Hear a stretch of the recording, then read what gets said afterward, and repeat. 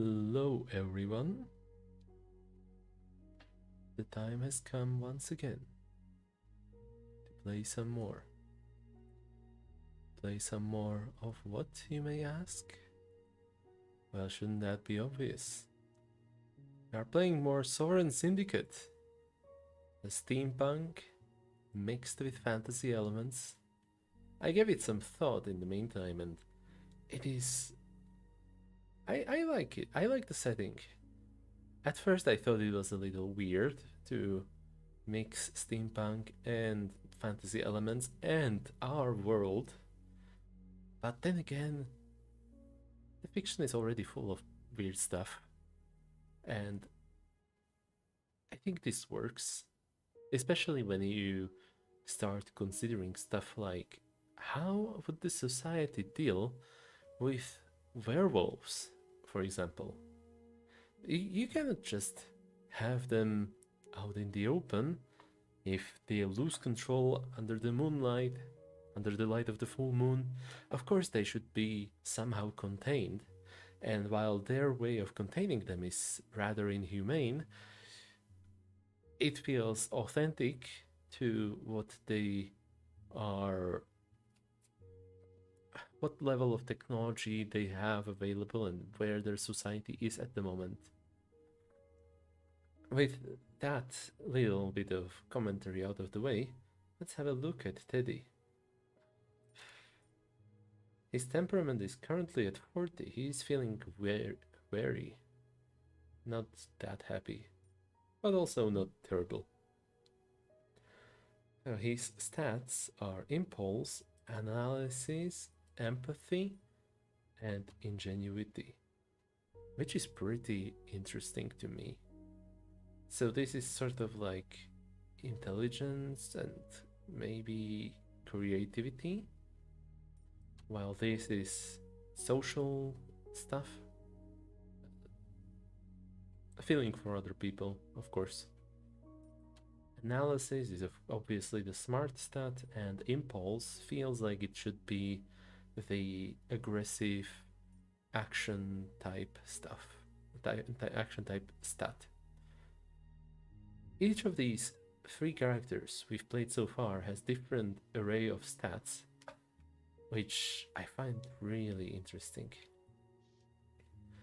A fascinating contraption. This is one outlet of a system of pressurized tubes which deliver messages more quickly and cheaply than a man afoot. You're jealous you didn't come up with the design yourself. Thought I heard a thunk earlier. Let's see what I've got. Let's read the Hunter's Writ. Good tidings to you, Redgrave. It's a letter from old Bixby. I recognize his scroll. Bixby Browncoat, proprietor of the Red Lotus. Red Lotus. The name sounds familiar, but there have been so many names and stuff I forgot. Maybe he's part of that crime gang? Maybe the leader? I have a special job that's come up. The kind with cantankerous old dwarf written all over it. Something's running about Something's running about upsetting the swampers in the sewers. From what little they are able to say about the blighter, it's not any species I know. Anyway, if it's got those hardheads spooked, it ain't no cane rat. And what if it is just a particularly terrifying cane rat? Huh. Yeah, okay, so they have like huge rats in there. I like the empathy icon, that is nice. The sewers is basically one enormous machine, so a gearhead like you should feel right at home. But be careful of the waters down there. Some places you think you'll get muck on your boots, but find urine over your head. Ah, yours in bravery, Bigsby Browncoat. Ever the Jester. P.S. Did you and Redbeard ever get it sorted which of you is the pirate and which is the tinker? Seems like a fair job. Now, where did I put that key? Ah, here it is. For the warehouse door in Beggar's Lane. That'll take me straight down to the sewers. Oh, I could have headed down there as Atticus. That could have been interesting. Better make sure the trouble hasn't already spread. You never know with monsters. Okay, let's read eviction notice.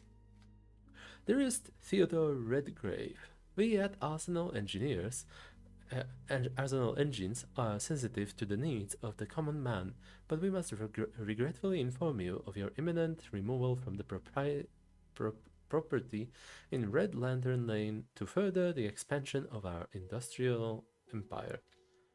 Buckaroo. Please be advised you must evacuate the premises no later than January 1st, or you will be removed forcibly and with prejudice, even marching towards a brighter future. Arsenal Engines. Someone's finally picked up Wayloon's clock tower. But this place is perfect for me and Otto.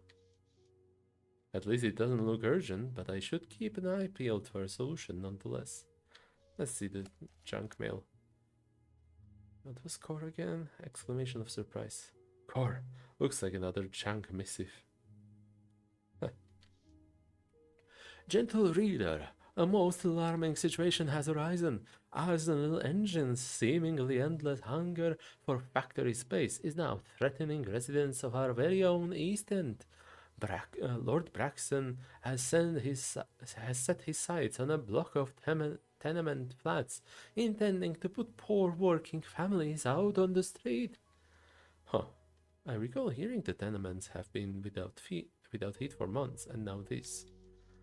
The season grows colder, dear reader, but hopefully your heart has not. We pray that you will keep an open mind and wallet, and generously support our Christian brethren in these difficult times. I'd better get going. By the Scottish accent, of course. What is he standing on? Is there anything under there? Here's the old bucket o' brass, my pride and joy. Up and at 'em, Otto.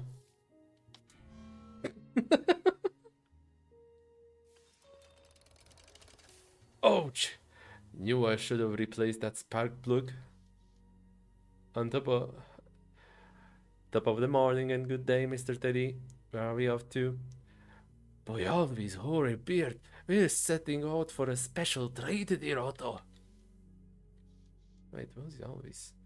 Dwarf of Norse mythology was promised marriage to Thor's daughter, but met a tragic end. Really? Well, I'd be more than happy to immortalize it with an amber type if we can get my vision upgraded, that is. Amber type. Photography which utilized an iodized collodion coating and silver nitrate bath to produce an image upon a glass plate. Blast! I knew I forgot something! Alright, let's get you patched up. First I'll need some spare parts. There should be some nearby.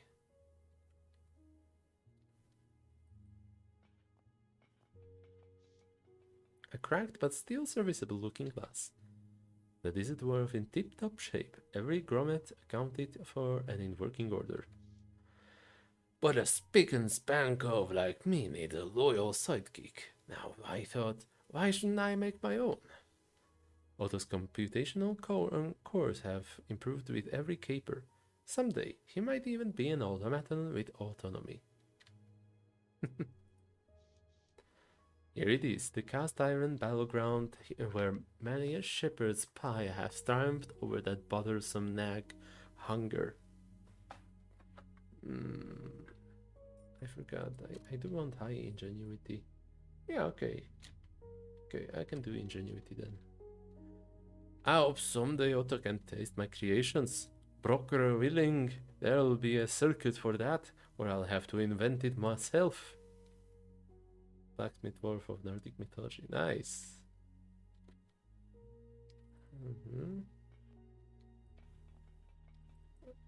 Okay, I cannot head down there.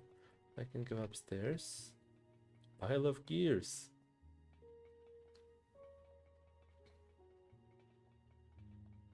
Ah, okay, that's downstairs. What a mess. I should think about setting some time aside for tidying things up around here. That's what I get for being so absorbed in my work. Right, if I were a spare part, where would I be? Everywhere. I think I see something a little more to your right. Got it. Good thing I did such a fine job tuning your optics. Let's get this part on the workbench and get started. Workbench is up there. Let's just head up there, check the bookshelf.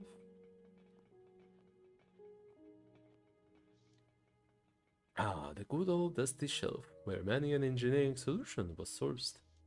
Some of these books are irreplaceable, it's true, from every far-flung engineering society in the world. Perhaps I shouldn't be so stingy about lending them out. Take a closer look at your book collection. Easy peasy. All these books sure are precious, true, but sharing such knowledge with others, instead of keeping it for myself, can make the world more enlightened. Let's see. I have an old escapement mechanism, a pair of cogs, and hopefully lots of patience. Yes, this should do nicely. Alright, Otto, come over here. This won't take too long. I was designed to hold still indefinitely, so don't worry about me getting restless. I've built him well. Pleased to let you know the installation went smoothly. My vision for making images in low light has improved. Music to my ears. That said, we're low on silver nitrate, so let's not make too many exposures until we get some more. Silver nitrate. Ah, photographies. Okay. Not taken. Anything else you'd like me to keep in mind? Yes, let's keep a sharp lookout for any spare parts while roaming around about London. One man's trash is another man's treasure, eh? My programming doesn't include the ability to disagree, so I echo your sentiment by default. I've built him really well.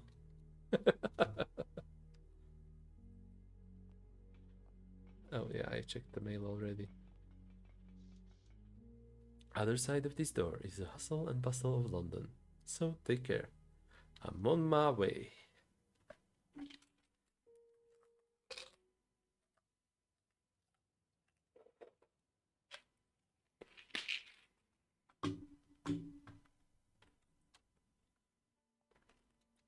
Ah, okay. I wonder what Bowsy will tell me.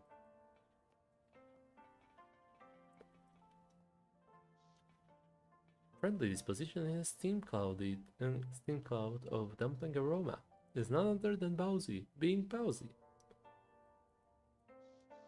She kept running the shop since after Wei Lun passed, but his grandniece Dolores checks in on her nowadays.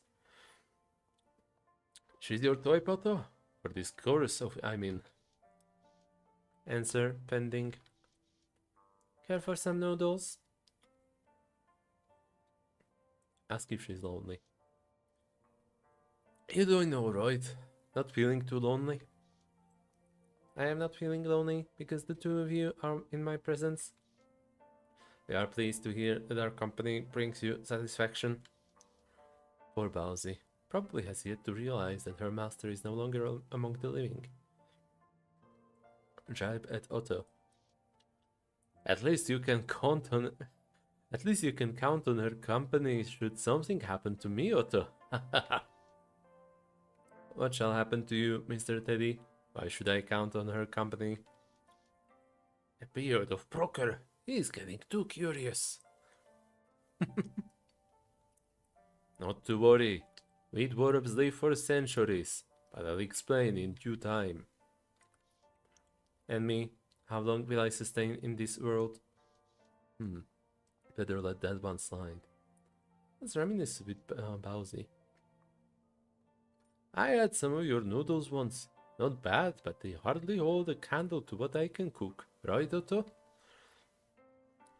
I lack the sensorial evidence for making such an assessment, or I cannot consume the delicacies you prepare on the stovetop. That said, I do trust that they are indeed delicacies, Mr. Teddy. Alright, Otto. You've had your fun, but we've got a living to make. Let's just walk down the street and see if there are any spare parts.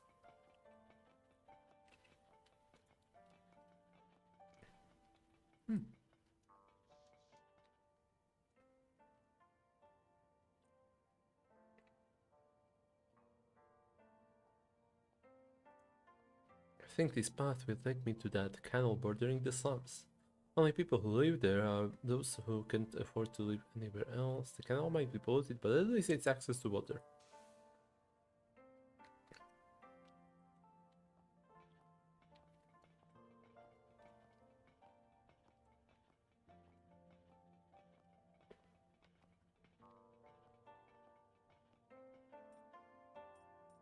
Beggar's Lane.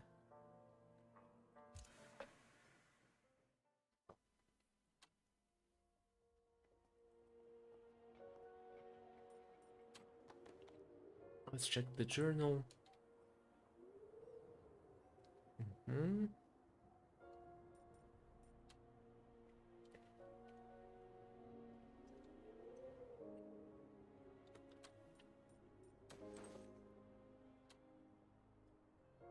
Ooh.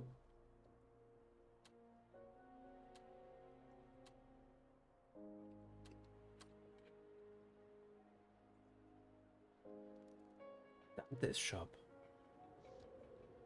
The storefront's frosted window panes shield the interior from the gaze of passerby, hiding the merchandise from would-be shop breakers, especially important now that Dante hardly opens up. Must be too busy with his new position at Arsenal. Yet Dante is not one to neglect his business. Just how pressing can his work for Silas be?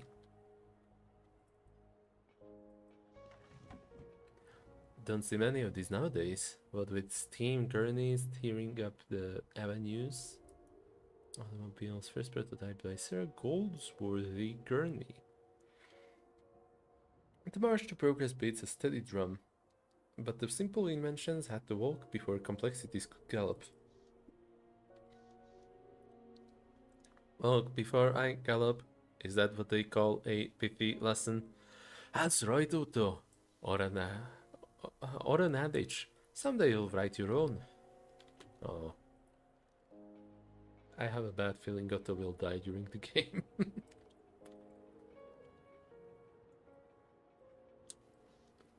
Dusty old socks somebody tossed aside.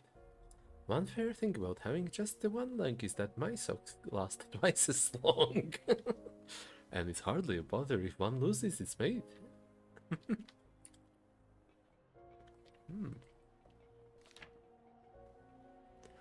Julian Bertram O'Brien, orphans missing from Sacred Heart Orphanage. I've read this yesterday. As I know very well from the war in Zululand, when someone goes missing, it's often for good. British against the Kingdom of Zululand during the Anglo-Zulu War. There is one Zulu person here. The magic shop salesman?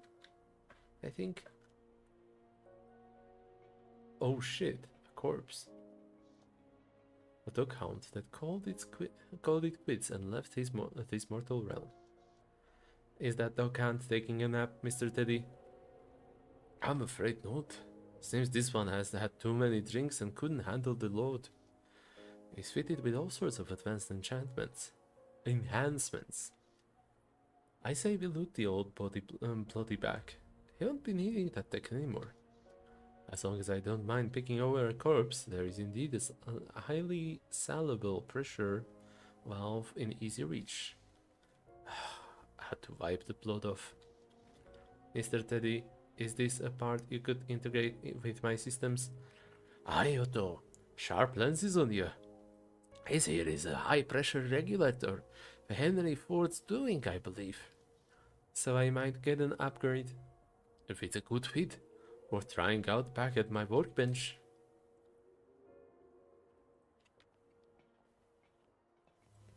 Let's check everything else here.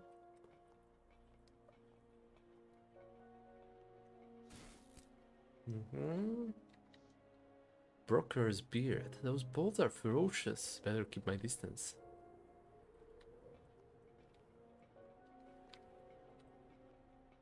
Do I want to enter the Palladium? Oh shit, I can enter it.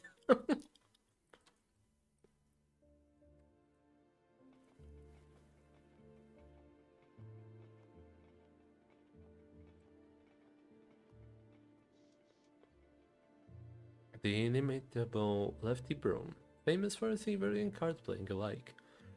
Lefty? If it isn't... I forget what ways I did for pretty much everyone. If it isn't the terror of Red Lantern Lane. What news, Redgrave? How's your wee auto body? I am very well, thank you for asking. You keeping this rapscallion in line, Otto? I think I'll leave you to it, Lefty. Good to see you, though.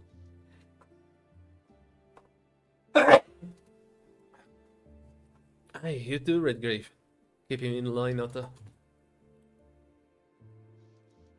Need a drink? I'd rather have one and... I'd rather have one when I have something to celebrate. But you know, it was worth it stopping by here.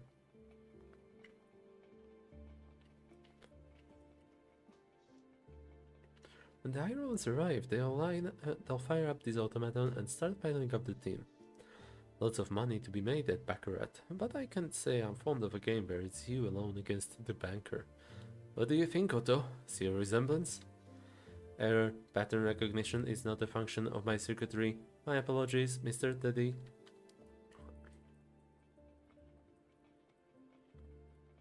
Let's see the piano gal. I think this is where she was. No, this is restrooms. There's a banknote soaking in the bowl. The customers here must be quite the spendthrifts. Someone who spends money extravagantly or wastefully. Might as well grab it before someone else does. Oh no. Damn, I thought about it too long and it's simply not worth it.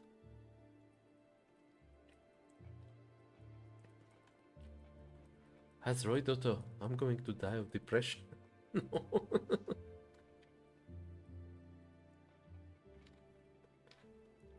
Okay, so the piano was upstairs. Let's not go upstairs for now.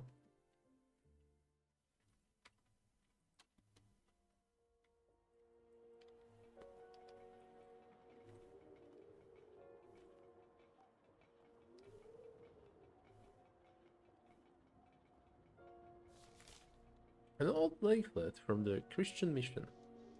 Never enough to go around. It's the same story everywhere. Take pity. Poor souls. Folks at rock bottom with no other choice. At least someone is looking out for them. Charity is only a stopgap. We need real change from on high.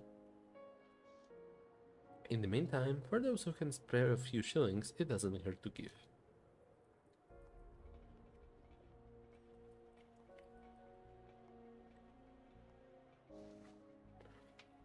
A slatted wooden basket made from hazel cuttings. Willow branches weave around the bottom for support. The smell is awful. There's fish in there that's long past its prime. It's vile, sure, but some of it is still salvageable. If not for the meat, if not for me to eat, then for a creature in the need of a fix. Grab a bit of spoiled fish. Waste not, want not, as the saying goes. Don't think they were talking about this though.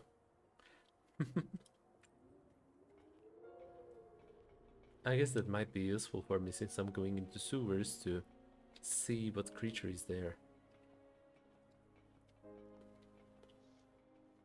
Gathering of liquor bottles, except for that bottle of Old Tom. Aye, tucked in the corner is a full bottle of gin, but I'd better not pick through somebody else's stash. Nice. Scotland Yard. It reads like a tall order for the Bobbies. And if it's a monster behind a series of murders, then a potential contract for me. In the meantime, I do hope nobody else comes to harm. Yeah, that's a good point. A sturdy wooden door that leads to the warehouse and sewers. Use the key from Bixby. Ah, it's a perfect fit. I love a simple mechanism as much as complex one. Time for the hunt, Otto. Hunt, Otto. Affirmative. Engaging anti-mag protocols. I'll just see the padlock and chain to the side for now. I'll just sit, not see. At the foot of the stairs, you're greeted by the smell of musty crates. Oil lamps are propped up on barrels against the walls, beating back the shadows in what little way they can. Cane rats scurry through nooks and crevices, ready to defend their territory with teeth as long as knives. You can hear the churning of distant machinery, most likely the pump house in the sewers further down. A flickering light shines up ahead, which is of course the furnace around the corner. Despite the heat and the close, humid air, you feel a bone-deep chill. Nevertheless, you take another step. What else is a hunter for but to quell the creatures lurking in the shadows?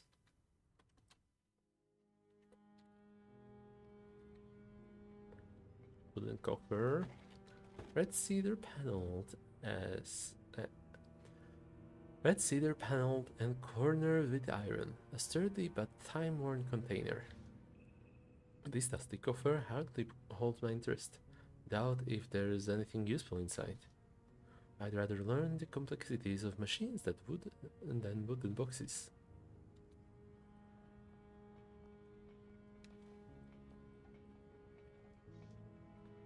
A round wrought iron lead to keep folks from falling down holes. Nothing of interest here. Gears and cogs, Otto! You're gonna get fixed up.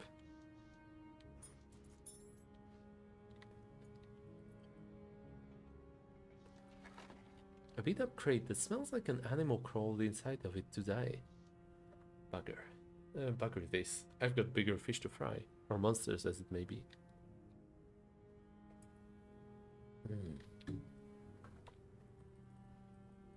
I don't want this to be another 6 hours long stream.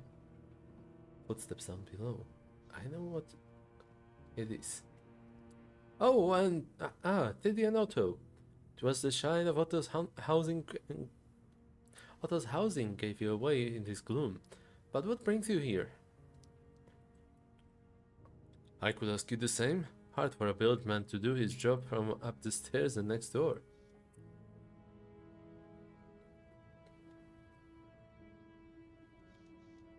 Bilgeman, a sewer worker below the status of an engineer. You got me there. I'm plain scared of going down sewer, if you can credit it. A hard man like you, difficult to believe. You know I don't spook. Even I don't ever spook. Not Cane Rat, nor Doghound bothers me with... Reading. You know I don't ever spook. Not Cane Rat, nor Doghound bothers me a bit. But this thing has me all afeared.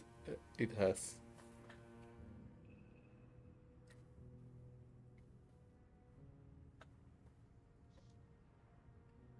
spending all of one's time on the ground must numb one to the shadows. I haven't seen it plainly. It always seems to keep to the shadows, but the cries are enough to drive a man to drink.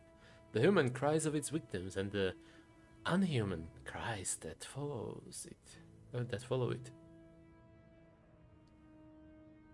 The human cries of its victims. Ah, okay. That sentence took me a moment to parse. Let's speculate about the creature. Hard to speculate what it might be. Has anyone tried to trap it or take it down? It's not some enormous cane rat, I hope. No challenge in that. Har! You're a coward, Mr. Redgrave. No one I know is brave enough to tackle it. But if I were forced to speculate on its nature, it wouldn't surprise me if a werewolf was responsible. A card.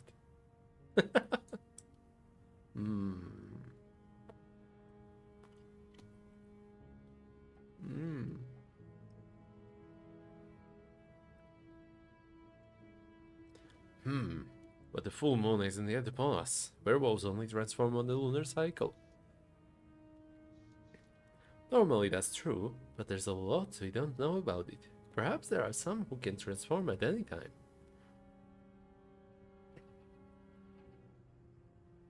Ask where you can find the creature.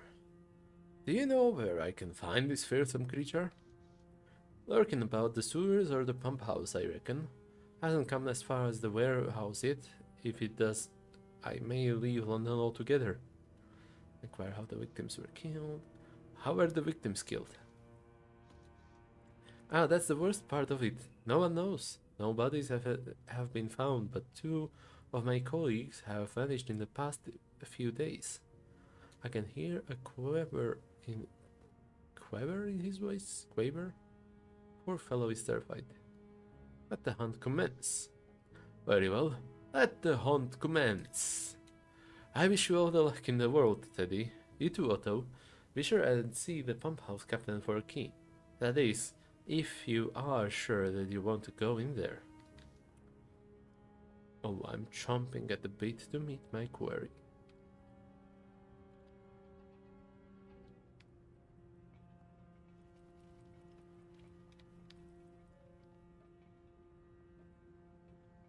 What's on top of that barrel? Is that an apple? It's not something important, I guess. Streamer trunk for streamers like myself. No, it's steamer. Calm yourselves down. It's steamer. Steamer. A brass banded traveling trunk with sturdy corners, fit for a long voyage. It's out of place down here. Better leave it be. Never much of a looter myself. I'd rather make my capital honestly if I can.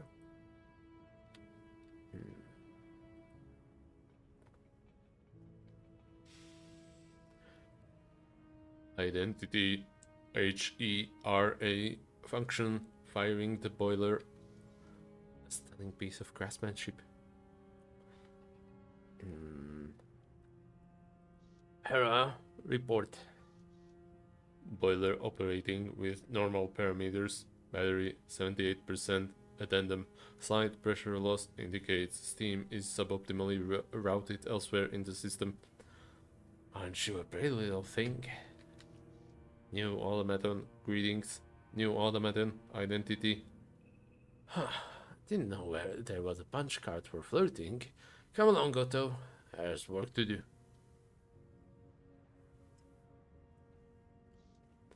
Affirmative. There was something more up here. The boiler uses the flow of rainwater and sewage to generate steam, heating the walls and floors of the Sherlock tenements above. What's this? The boiler is hot, but the fixtures leading through the ceiling are cool to the touch. Another set of shiny new pipes has been rigged up, leading to a different direction. The steam is being routed elsewhere. I should look into this. Very fishy. Looks like the steam is being routed downstairs. How about those glistening vats down in the pump house? The pump house has the best control system in our near vicinity. If I were stealing steam, I'd manage the pressure from there.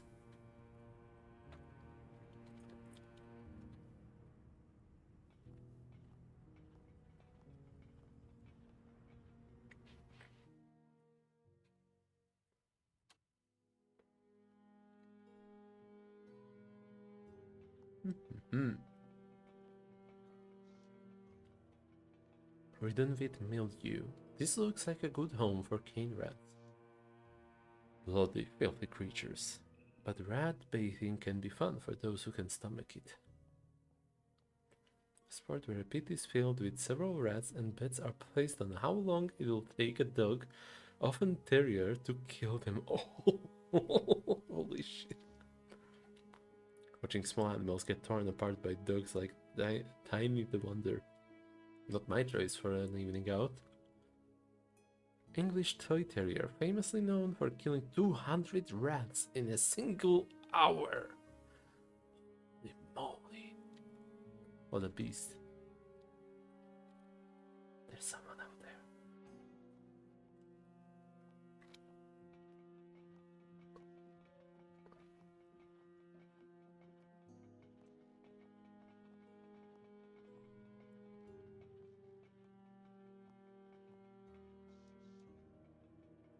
Oh, who goes there?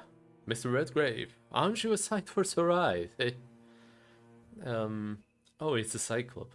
I see. Heard you've been having some issues with vermin? Aye, if you're fond of understatement. As one professional to another, we're right buggered. Two of our engineers have gone missing. Missing down here, I mean, not out on a bender. And I very much doubt that they're coming back. It's bloody dreadful to have happened by chance. Someone's at fault, and I'm afraid there's a good chance they got away scot-free. I've had to lock the pump house down. No one in or out for 3 days. Our luck has held so far, but if one of the machines in there should malfunction...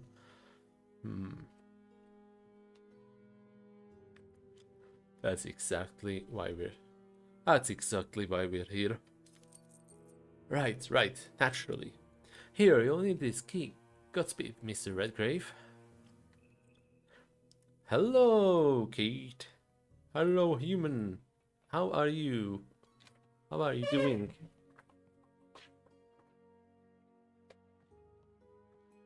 I see the lag is a bit long, a bit delayed. I am exiting the conversation right about... not yet, still. Yeah, okay, I did not expect it to be alive, Loki dying, but also celebrating. Oh, what are you celebrating? Happy for you.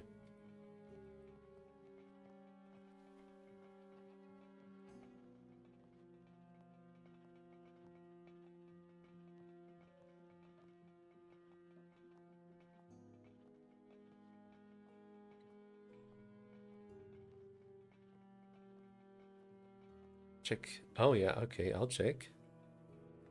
Oh, fantastic.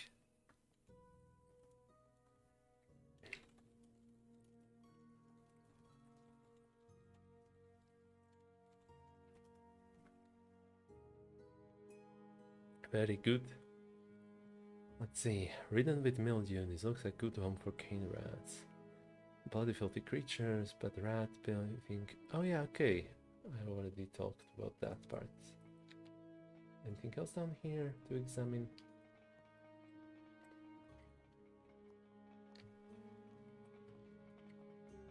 But wait, there's more. Oh whoa. Okay, what's there? It's done! Wow, okay.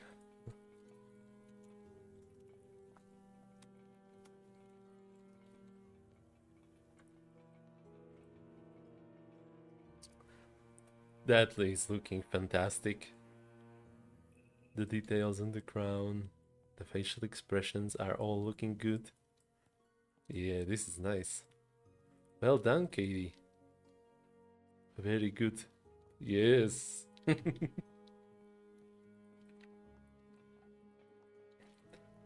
All throughout, like, today or last 2 days. Yeah. Amazing that they've yet to rust away given how muggy the underground can be. Connecting the docklands with all of London. Still, someone should pick them up sooner rather than later and put them to good use. All today, right after a nap. Now I can go make more crusade in peace. Yeah. Hope you'll enjoy. Okay, I can already see there will be a pool of blood up there. I glared at the screen and didn't allow myself to do anything till I held the pencil. Yes. I mean, yeah, that's a rough way to do it, but then again, it worked. You're done. Hooray. The entrance to the pump house, a hefty iron door, currently locked. The key fits right. Let's go inside. It did indeed.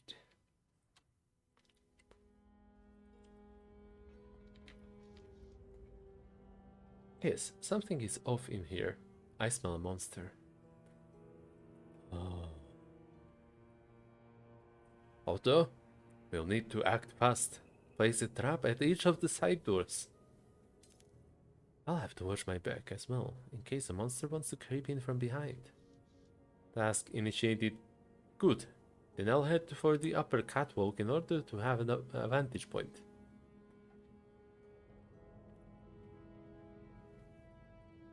Oh, I get play Otto! Even Otto has a personality! And stats and stuff. Computation. The world can be a scary place for an independent automaton. Computation will process the complexities of London into manageable data up to its working capacity, of course. Diagnostic. Diagnostic turns data into actionable thought. Computation will count up to the 1000 members of parliament. A diagnostic will explain why so many of them are ineffective. Speech interface. Speech interface is how you present the world with language. Nobody would understand a box of gears making blips and squeaks, so try a deductive argument or tell a joke instead. Effectuator. Effectuator is how you move, and dexterity required for all sorts of occasions. A modern automaton can walk, climb, and fight, even if there is even protocol for dancing if you dare. Ambra type module. Improved low light shutter for the recording of images at night. Otto is controlled by a host of expertly crafted parts working in harmony. Teddy has taken some liberties to customize his companion from the comfort of his workbench. Okay. Oh, so these are upgrades, not self-identity. I see. Do I do it like this? No turning back until we wrangle this monster. Okay, effectuator, trap point. Logically sound location for a leg hold trap. Set up the trap. Actually, no, wait. Okay, it doesn't affect me. And I cannot go up there anyway. What do I have in the inventory? A journal. Nothing in journal. Inventory is unavailable.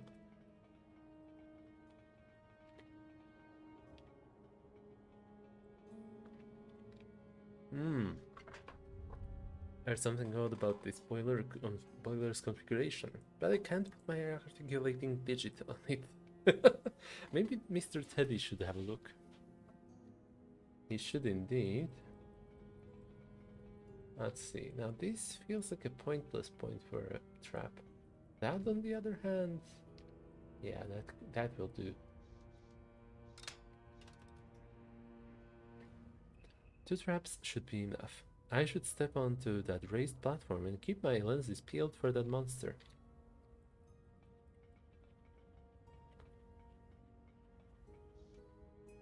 And now we wait for the traps to do their part.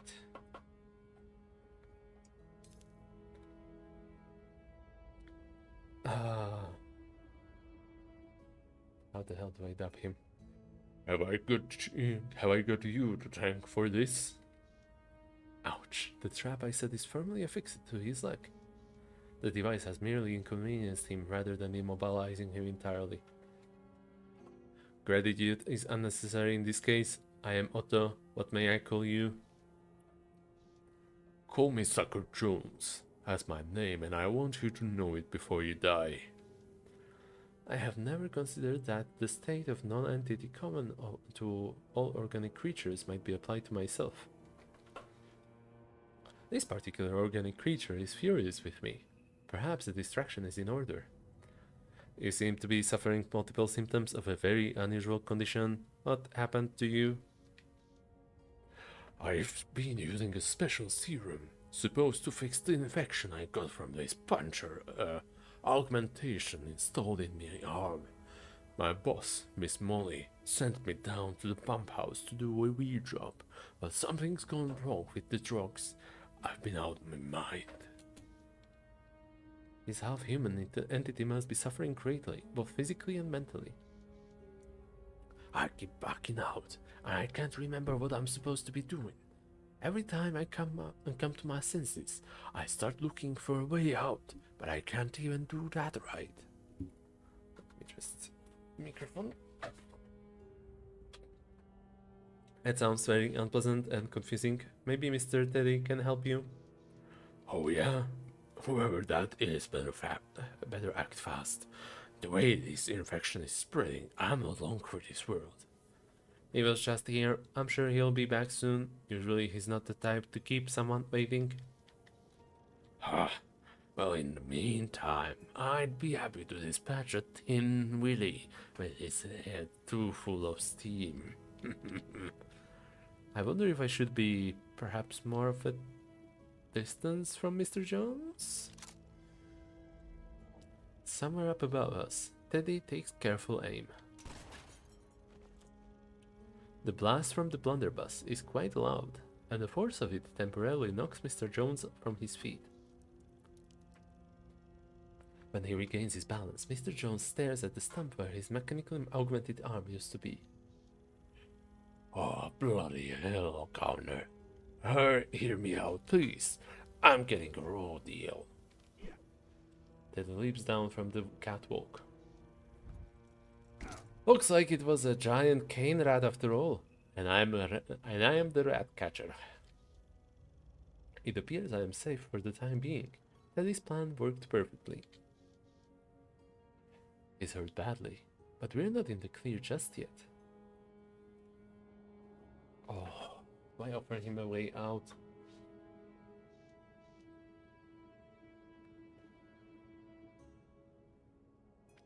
I am pretty empathetic, so that will improve my mood, I think. Unless my task is to literally get rid of the thing.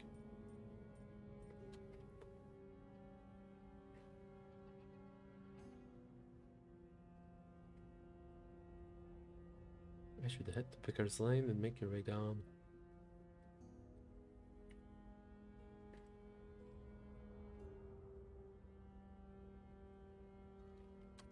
Okay, let's risk it for the biscuit and offer him a way out.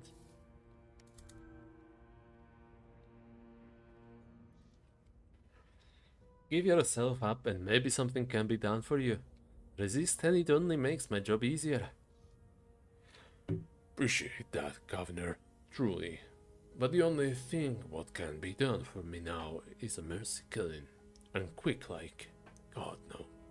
I can feel the hurts coming calm again. Please, sir, end it for me. I'll have to do away with him. And if I aim well enough, he won't feel a thing. Kill Sucker Jones. Meticulous trait, and we'll now be able to select this dialog option that requires this trait.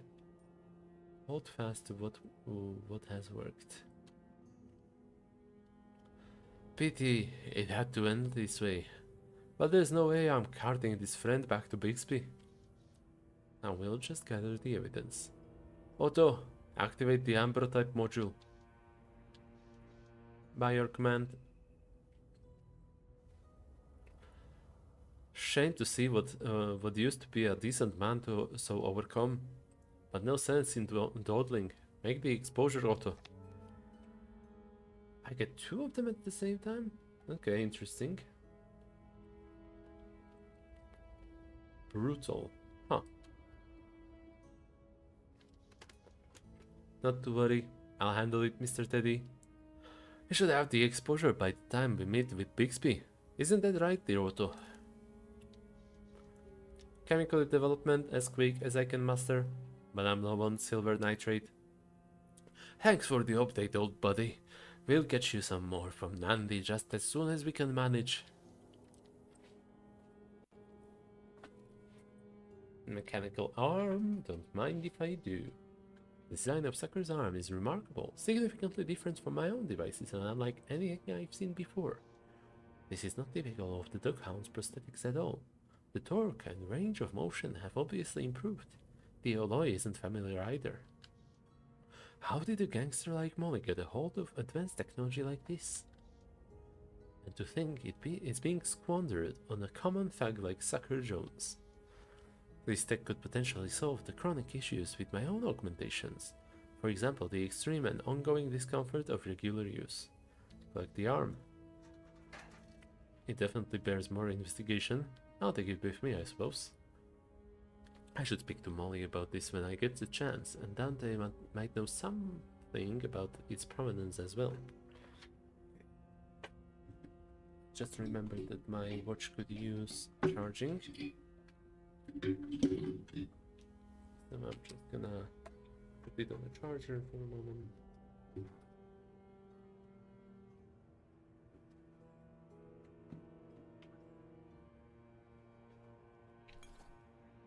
But first I'd like to have a little look-see myself back at the workshop. Control panel. For a one-eyed cove, the pump house captain has a knack for dials and gauges.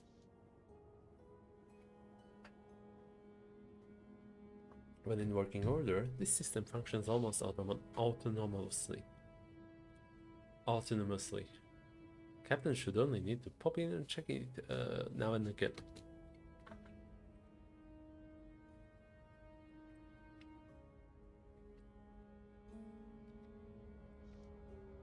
Good thing this platform held up during that hullabaloo. My implants aren't exactly built for swimming, let alone climbing.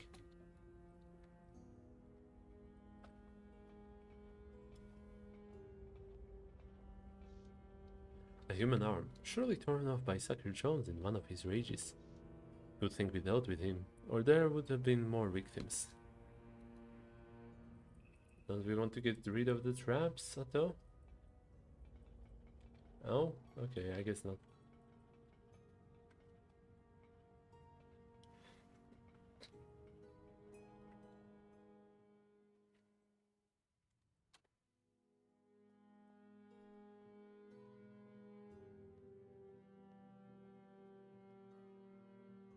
I thought I set the latency of the stream on low, but it is on the middle setting, which is low, as opposed to extremely or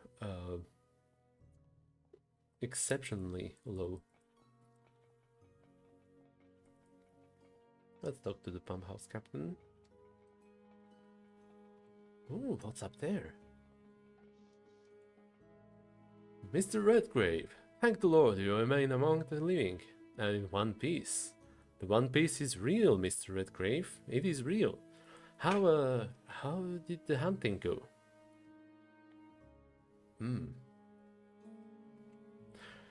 Our machines remain alive and kicking. Can't say the same for the fiendish interloper. Target has been subdued. You and your co-workers may safely return to the pump house. Finally, I can't get some shut-eye without any nightmares of that monster. You did everyone down here a mighty favor. We are now on our way. We are now on our way to get payment for our services. I should hope we were paid well enough to bring you back to the next time. The sewers are so often beset by deadly creatures. I say I hope to see you soon, but if I'm honest, I don't.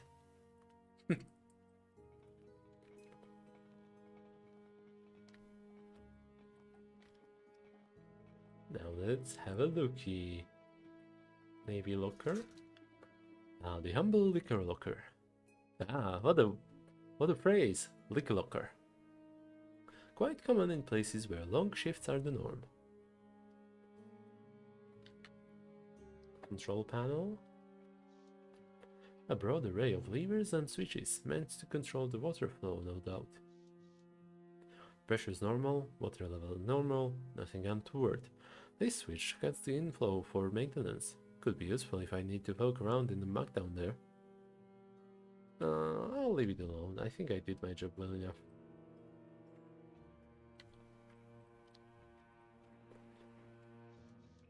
This device lowers the water level.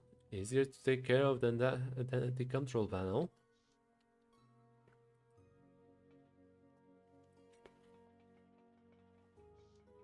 An amount of blood one would typically only see in a war zone.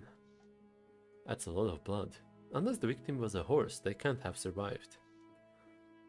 It reminds me of things I saw in the G Company. Part of the 24th Regiment fighting on the British side of the Zulu War. Damn.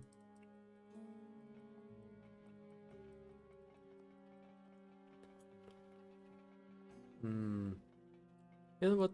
Maybe there are components down there or something. So let's do the water level thingy after all.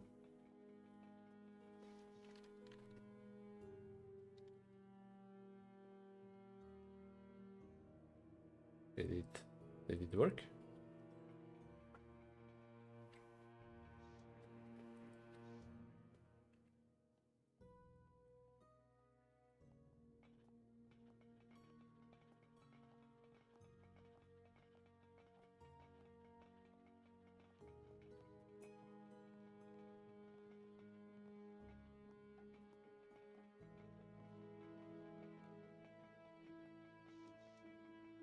Let's go inside.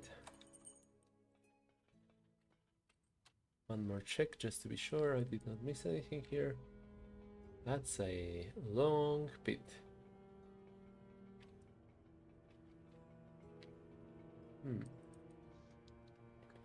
A sophisticated distillery operation with ample steam pressure to keep things rolling. This has to be the destination of that steam for that steam I saw being rerouted upstairs. Molly's behind this. Has to be. She does seem to have left a firm impression on the underground. She and her doghounds are stealing steam meant for the tenements overhead to power the distillery. But what can I do about it? The dwarf could do some damage here if he had the right tools. In this case, an adjustable steam-powered long wrench.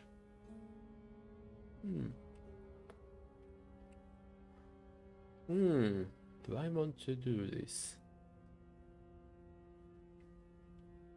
Honestly, having distillery is pretty good.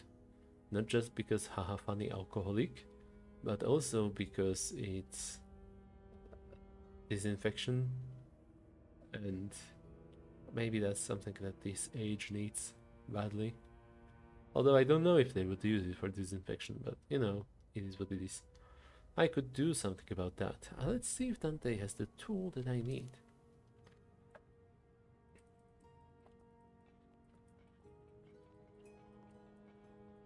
I forgot who Dante is.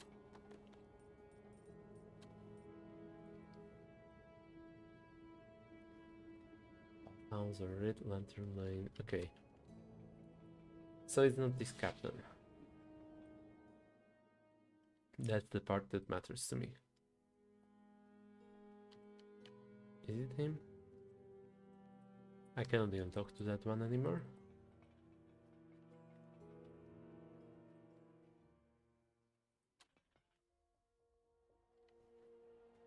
Huh. An exit right here. Okay, I'll get back to the sewers that way. Okay. Let's check the tarot cards so they do not show up to me anymore.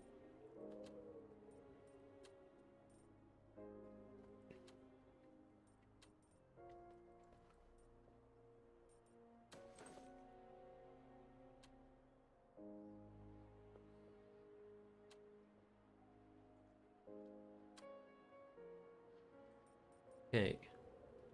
Now then. Oh, I like the cards. Thanks, Katie. This is pretty much just a system of personality traits that the characters can gain over the game. For example, the first character, Atticus, has already got the charlatan trait, which means that he can pretend to be someone else, someone he's not really well. There's also this one, strength, which makes someone determined, not giving up and stuff. And plenty of others. I don't even know all of them yet, so we'll see when and how I will unlock them. I forget where I wanted to go. Find discarded part, examine the find more closely at the workbench. I guess I could go to the workbench.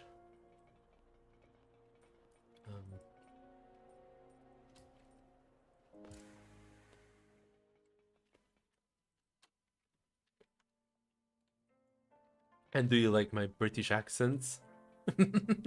My fake British accents?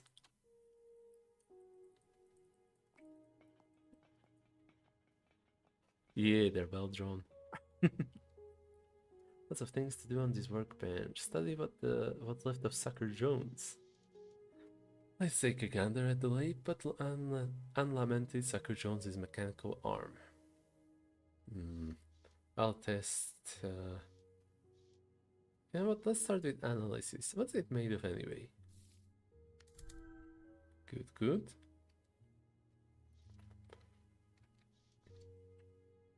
You're doing well. Thank you. Some of the smaller components are good old-fashioned steel, but the composition of the main structure is unfamiliar. I believe steel is still the base, but the alloy or alloys are a mystery. Could it be that someone's found a way to create a titanium alloy? I've heard rumors it's in the works.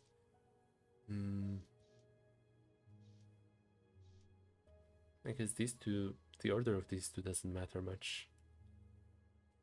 I'll test its strength.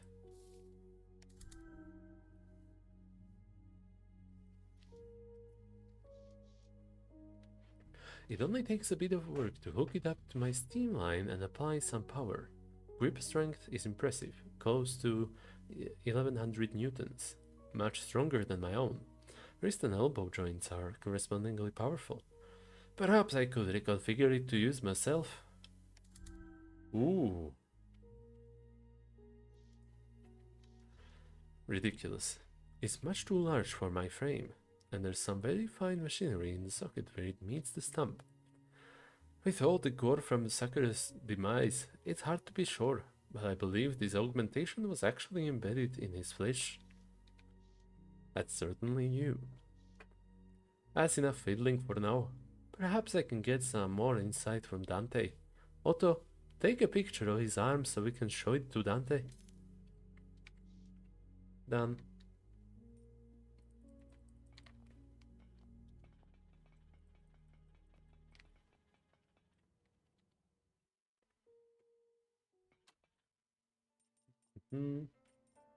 Now then.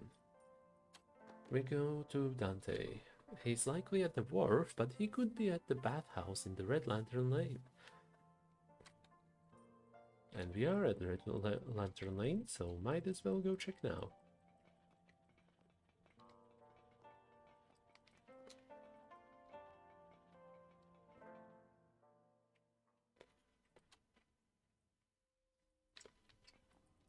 Changing area. Towels and bathrobes, deserting cabbies. No need for this right now.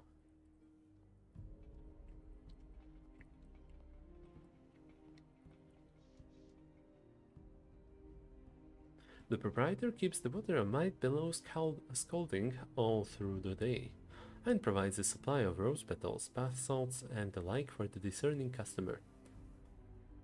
Just the thing I need. Now where's that Strigil?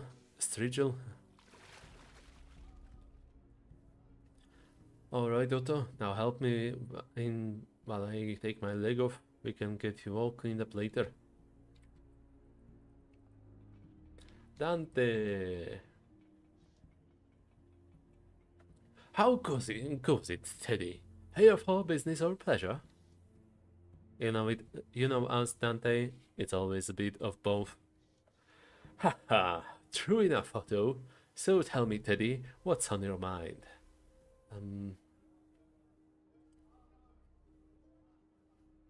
Get his opinion on Sucker Jones's mechanical arm. Otto, show him the picture you took of Sucker's arm. Understood. What the? That bloody thing is massive.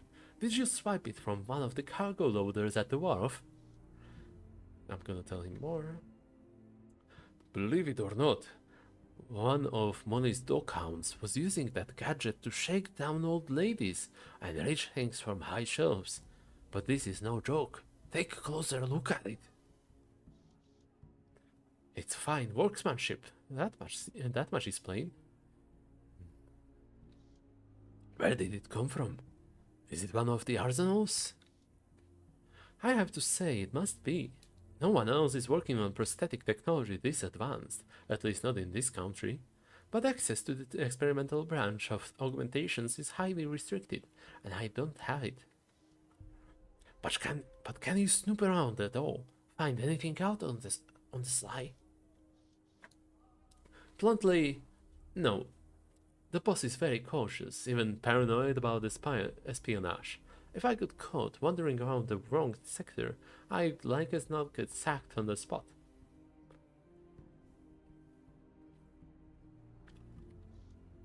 How do you suppose Molly O'Malley came to possess it?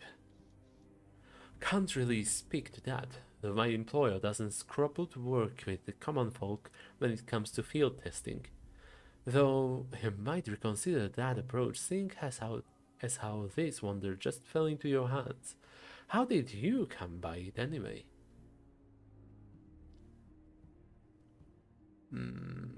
I found it during a contract. In the course of a contract. Don't worry about the former owner, he doesn't need it anymore. So, who did you murder and why did they have any eventual relatives? And did they have any eventual relatives or acquaintances? No one of consequence, and it wasn't murder. It was as much a mercy as putting down a rabid dog. Anyway, you know what my job entails. One thing to know about the hunting trade, another to partake in it. Alright, I'll have to ask around elsewhere. Damn, I truly need to get to the bottom of this all. My augmentations. Listen, can I have a word with you about my augmentations, dwarf to dwarf? Aye, what's troubling you? Is it rust again? Or tuppence? For tuppence, I'd bust him one in the chops. Oh, I have to remember who my friends are. Hilarious. It's the lag again. I'm having a bugger of a time with it. Comfort or function? Both. Talk about the pain. The seating in my hip socket has never fit quite right. The pain is unbearable sometimes.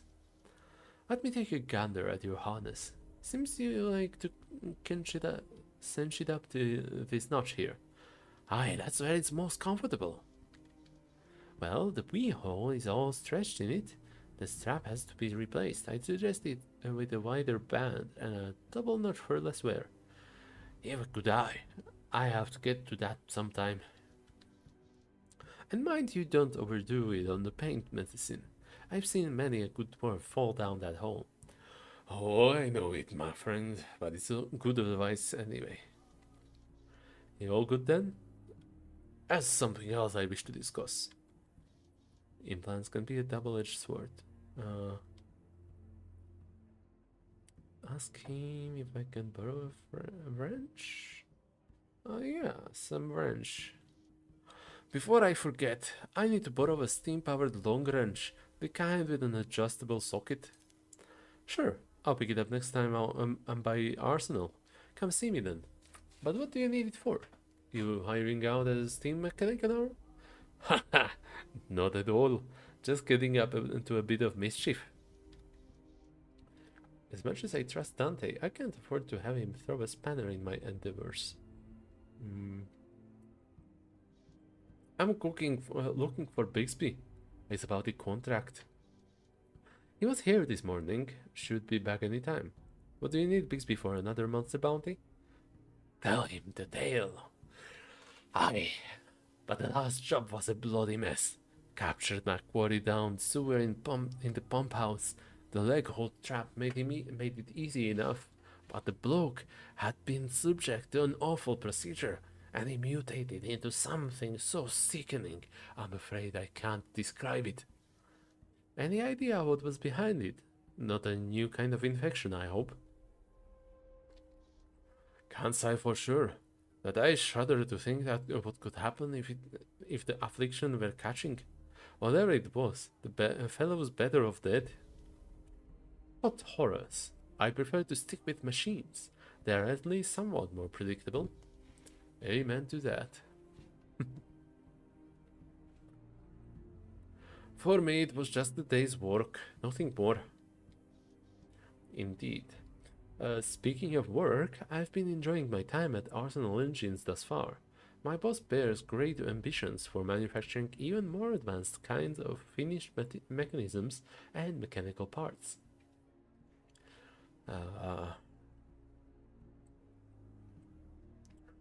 I'm happy for you. Don't be surprised if I come to you for a discount. Come find me down at the wharf and I'll introduce you to my new employer. There's something special I've been working on as well. What do you think about that, Otto? Fancy an upgrade?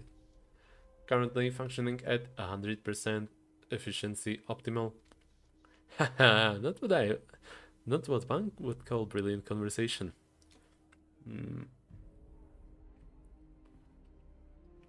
Not yet. It's been years since I designed his speech processor, and I've never had time to improve it. I'm not surprised to hear that. Swapping out punch cards for every new set of instructions is a nightmare, but this product we've been developing does wonders in that regard. Sounds like it would be worth a trip. I can't say for sure that I'll have the time. I never know when another of it could arrive. Really, Redgrave, I'd consider it a personal favor. Tell me you can make it. Why am I trying to avoid an old friend? It does sound interesting. I suppose I have no choice. Excellent. Then I'll see you at the wharf. That's the guy, I think. I forget what accent did I give him. There you are, Mr. Redgrave. And Dante, you look well. Good to see you, Mr. Browncoat. But as it happens, I was on my way out. I'll catch up with you gentlemen later. Take care now, Dante. A busy man keeps his head above water. Now then, Mr. Redgrave, I trust my little assignment went smoothly. Show him the image of Sucker Jones and be done with it. Strictly routine, old chap. Here, take a look at this plate that Otto made. Hideous! I've never seen anything like it, and for that, I'm grateful. Sweat beading his brow. He looks more ill at ease than I've ever seen him. A gory job that, but well done. Here's for your efforts. 8 pounds. Huh. Much obliged, Bixby. I'd offer you a bonus if I were the boss, but of course I'm only the broker. A thrill of the hunt is payment enough for me, and that and the tin, I mean. Heh. We must have a drink to celebrate this success before you rush off to the next. First shouts on me. Shout. Oh. All women become like their mothers. That is their tragedy, no man does, and that is his. Okay, time to play as Atticus again. After a drink. Having been roughly roused from drunken oblivion in Beggar's Lane, a masked stranger compelled you to pay a visit to the Red Lotus. There he revealed that your mother, Matilda, may still be alive. You've reached a new bottom, but perhaps this is the motivation you need to start climbing back up.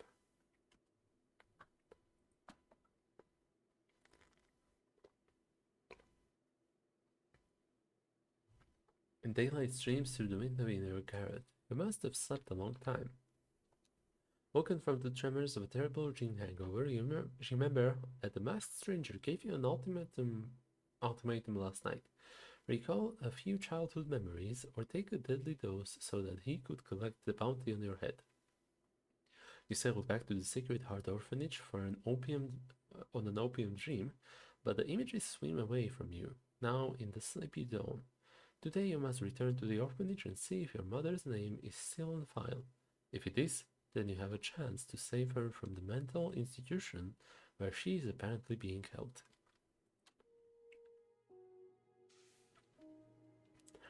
Your hovel is dimly lit even at daybreak. The morning light is pale, suffusing the room with a bluish haze. She's so poetic in the morning.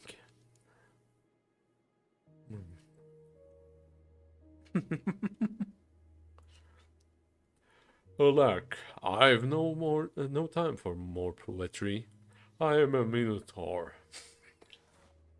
What's this in my pocket, A bank draft of 40 shillings? Oh. The stranger must have handed it over when he brought me home from...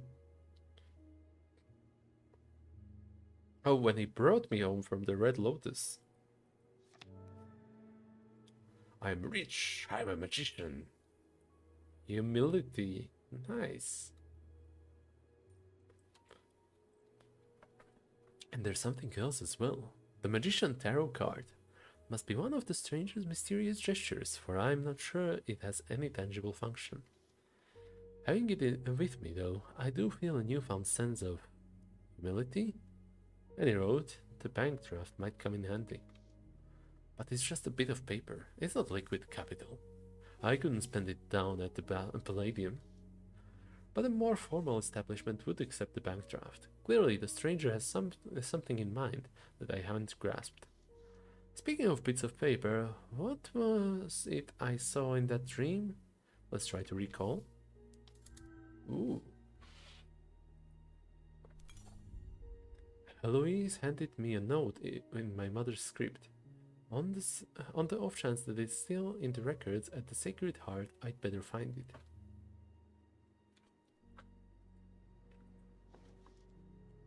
Stuffed with straw and covered with muslin does a fair job as long as I'm bone tired. It's too early to sleep yet. Writing desk. Dusk rises up in a beam of daylight, reminding you how reliably unclean your desk is. Me and my tendency to neglect things. Here. Let's have a look. There's desiccated vellum, dried up reservoir pens, and a few glass jars. Fountain pen? Yeah. Imitation vellum, I hope. The real stuff is made from calf skin. My poor brothers. No laudanum. Anyway, that's for the best. Keep looking. Not even some powder cocaine in the cracks.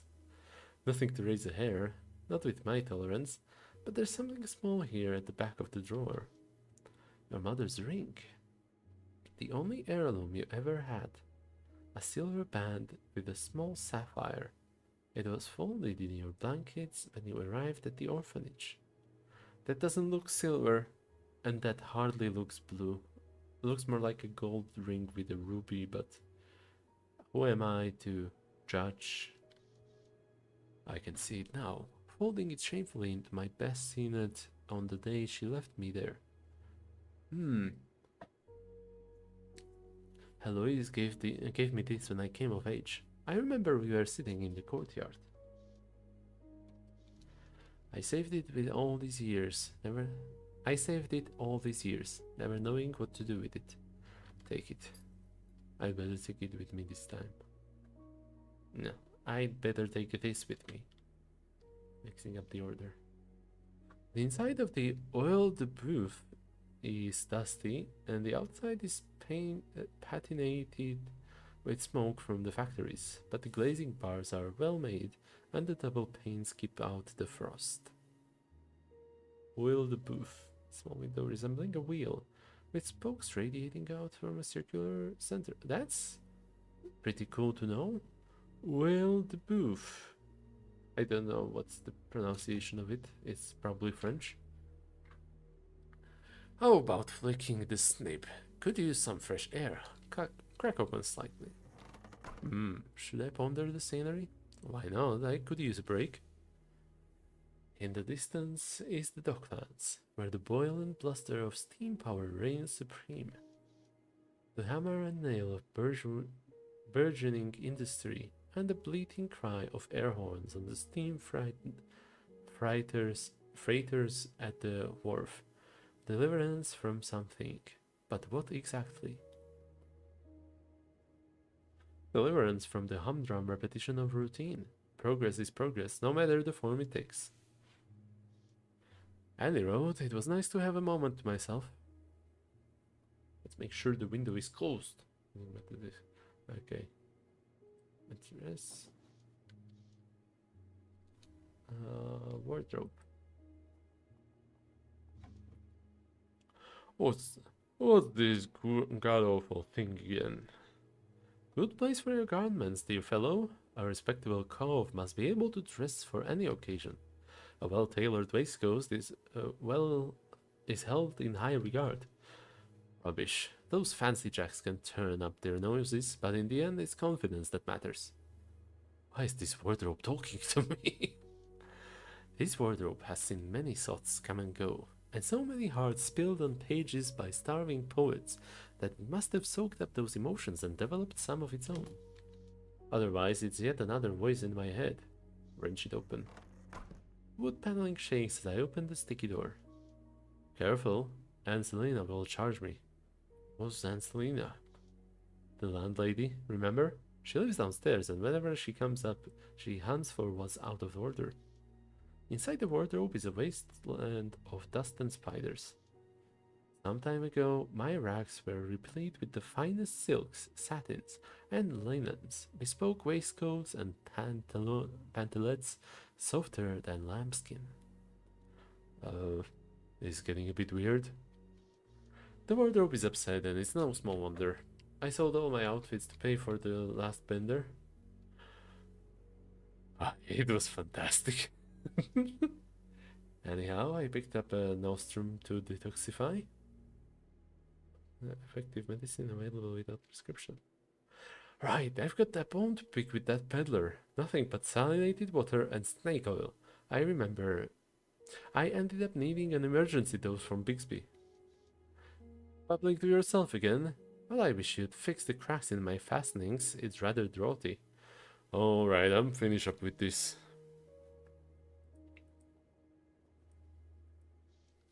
What's this? Ah, a note from Aunt Selina. She must have left it while I was out. It reads, don't delude yourself into thinking I forgot about your rent. If you don't want me to come knocking, then you'd better pay up soon. That woman won't quit nagging me. Atticus, Aunt Selina's been a fair fun landlady. You don't want to get thrown out on the street, do you? That girl won't quit either. I'd better take care of my outstanding rent to Aunt Selina. It's not all that much tin, and a roof over my head is a necessity. I'll get the money somehow.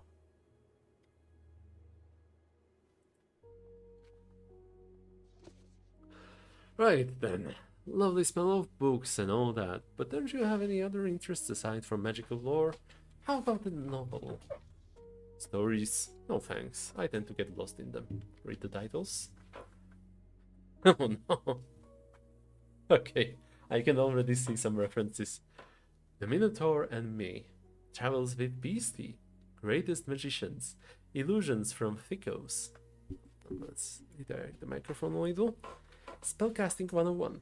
The Minotaur's assistant. All you ever needed to know about magic.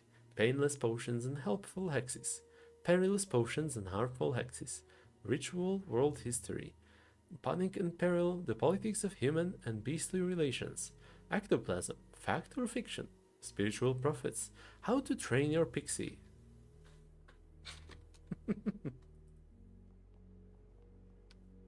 Okay, that's all here.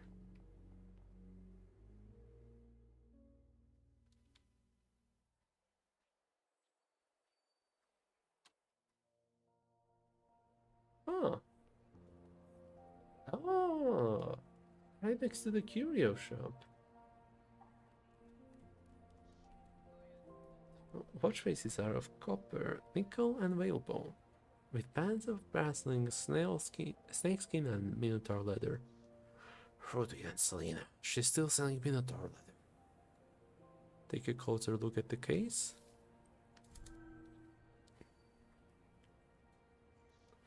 The brand is Spoonbacker. Why does that name sound familiar? Ah yes, Spoonbacker of Graz, Austria. This line of automated vendors was quite the fad on the continent when I was a young buck, though I've only ever seen one other like it in London. I remember looking at the case and wanting one for myself. At the time, I never had the tin for something so fancy. It was on a bit of a bender that night, and I was on a bit of a vendor that night, and I decided to smash it in. But I couldn't find a brick or a plank or anything else, so I used my fist. Smarted like hell, but I came away with over a dozen of them. What a haul! The engineer I sold them to told me this Spoonbacker chap started out as a watchmaker, but he didn't have the capital to get into the guild. He began making these machines instead, and soon enough every watchmaker in the country wanted one. He died a millionaire. Engage with the machine. Above the ordering panel is a kinetic tableau. The default message says, "Welcome," by way of rotating wooden squares behind a protective sheet of glass. Wooden squares with toothed spools behind it. Operation cards run through the machine. Oh, okay, so it's like a text display. I suppose there are more feckless uses for one's money than on a proper timepiece. Oh, more feckless, okay. But, buy a watch, madam, sir, watch, madam. Sounds like it's in a bad way. I'm gonna leave it for now. Let's talk to Anselina. I assume that's her name. Ah, yeah, Anselina Kameni. The silver-haired woman bores holes in me with her eyes. Have I done something to upset her? I can't recall. Shit, I forgot what accent did I give her. I feel like it was something silly-ish, but I don't remember. There you are. I was just thinking to myself, where's the beef? She pauses, waiting for the obscure comment to resonate. Oh, jesting aside, have you come with the coin you owe me for the monthly rent? Inquire as to the sale of Minotaur leather. I see you're selling Minotaur leather from the watch vendor outside. Oh, the Spoonbacker. That stuff is aftermarket, so take it up with the manufacturer. Or better yet, Molly herself. She's the one who plunked that thing out there. You don't share the profits then? Not even a halfpenny. Well, if Molly put the machine there, it wouldn't surprise me if Anselina wasn't coming away with anything in the deal.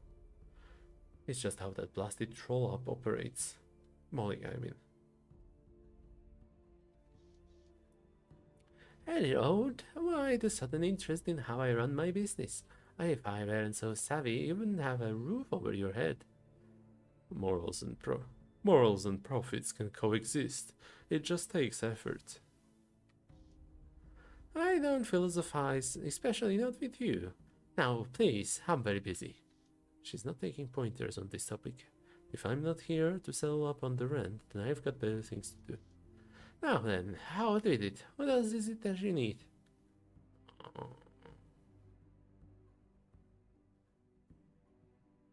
Oh, I was just basking in a warm rappered, rap, rapered? I don't know what this pronounced like. Alright, you cheeky Jim. Alright, you cheeky Jim Crack. If you've nothing more to say, then off with you. Cheap and showy ornament or knick-knack.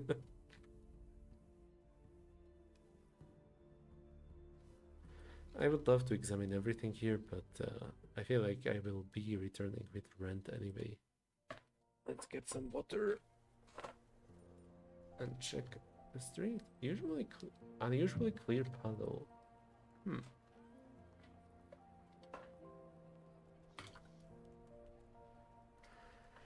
An uncommonly handsome specimen of homo we may gazes up from the perfectly still water.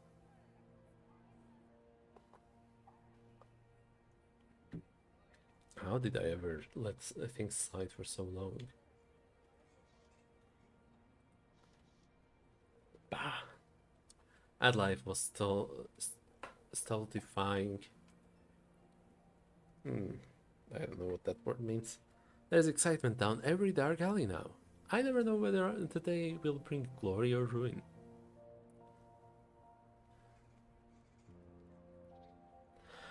I was quite adept at street performing back in the day, much preferable to low-level thuggery.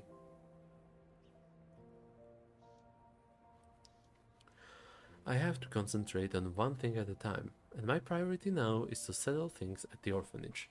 After that, we'll see.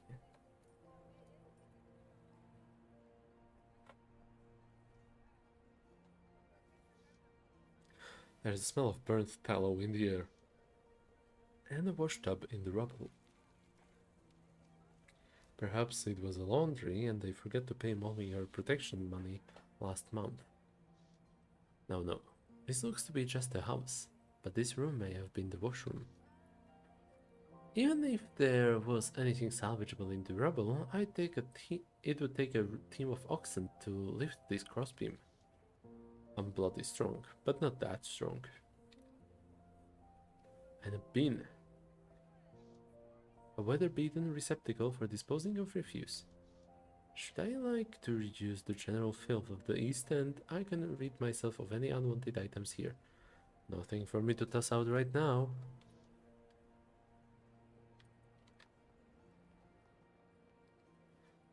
I should probably be careful to not talk to it when I am feeling much worse. Now where do I go? Let's start with Sorry Square.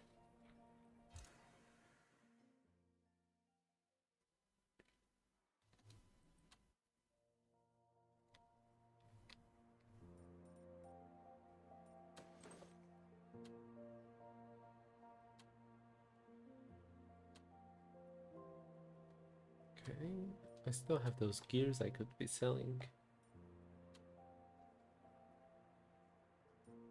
Outstanding rent. An opium dream, I recall something forgotten. A note from my mother that might still be at Sacred Heart.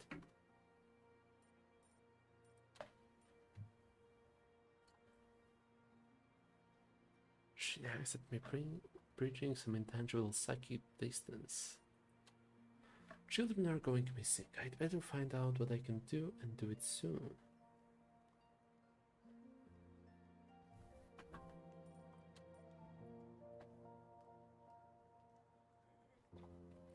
Okay, here's what I'm thinking. Paying rent is much more important for Atticus than hunting the courtesan killer. Like, sure, this is important also, but that I believe is something that Clara will be taking care of very well. Everything else is something that Atticus could look into. Apothecary.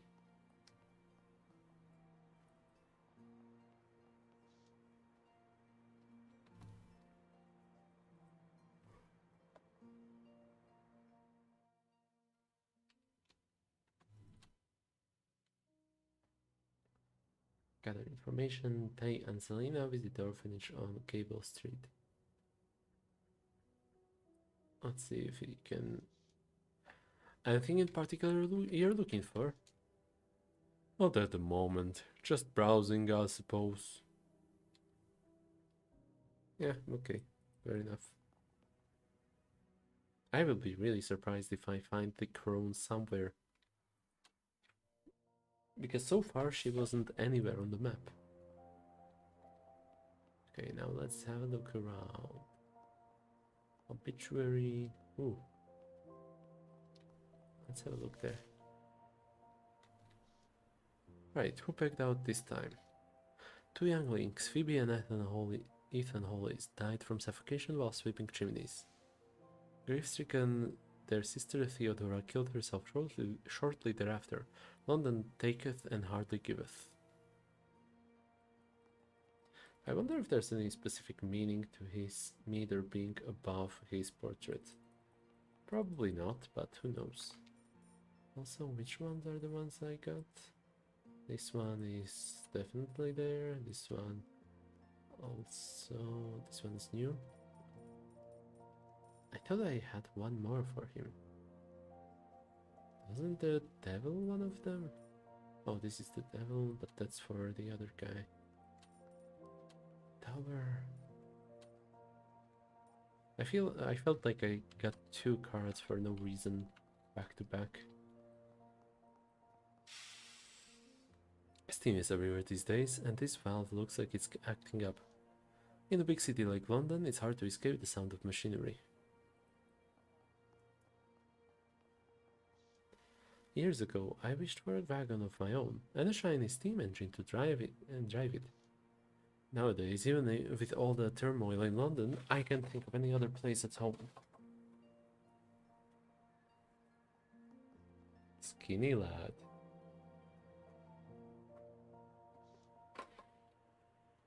Sir, a moment of your time, if you please. My name is Calvin Quill, sir, and I am an artist. You see me in a reused station, but soon I shall rise in the morning star among the London elite. Then you can claim to have known me when, as the expression goes. Oh, the ragamuffin. The street has not been kind to Mr. Quill. Ragamuffin? Someone with a ragged or unkempt appearance, especially a child. Oh yeah, that's the Ladbroke from the child trained by the Ladsbroker, or whatever the name was. Ladsman, lads boy, lads trainer.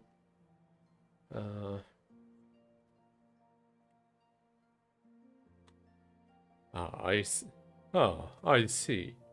And what sort of artist are you, Mr. Quill? I am a poet, sir, a penny poet. Though they cost me dearly, I sell my wares cheaply, so that all may enjoy them, and everyone is guaranteed to be new and original. Bit skinned, I'm afraid.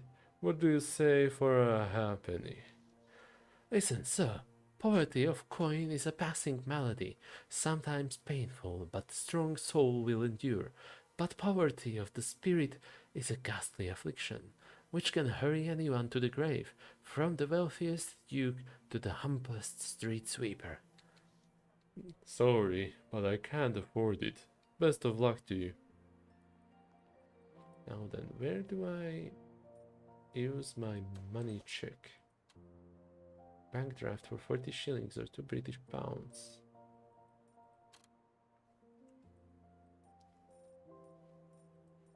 Where is the bank? House, containment zone, bathhouse, crimson herring, Powell Spinfold, Gray's apothecary, Nante's shop, Garrett curio shop.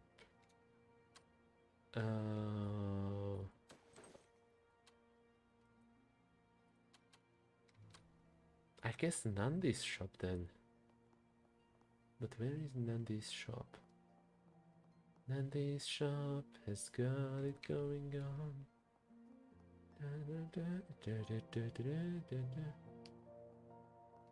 Wait, that's apothecary? Wasn't Nandi's shop at the left corner, leftmost? I think that's where it was. Related to count. Nandi's shop.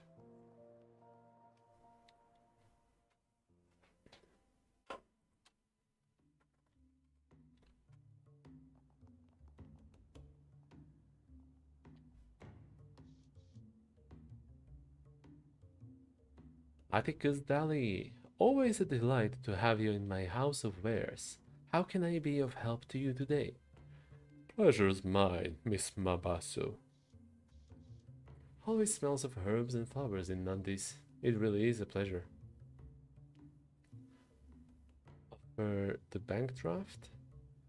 Do you think you could convert this bank draft to cash? I'm persona non grata with the banks in these parts. Hope she's the right person to ask. Could always use some more doge. Do you know this? This is not a financial institution, Atticus. I do not even know what to make of such a document. Ah, well, I suppose I must hold on to it a while longer. Anything else?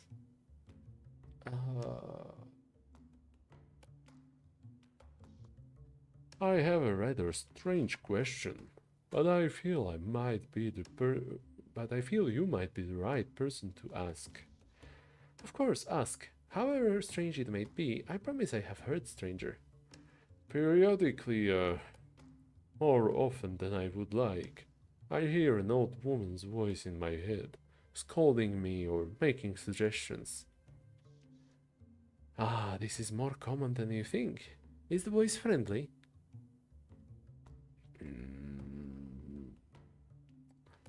It's friendly enough, but how do I make it stop? It is likely the voice of a helpful spirit. I advise you to make peace with it, and above all, listen.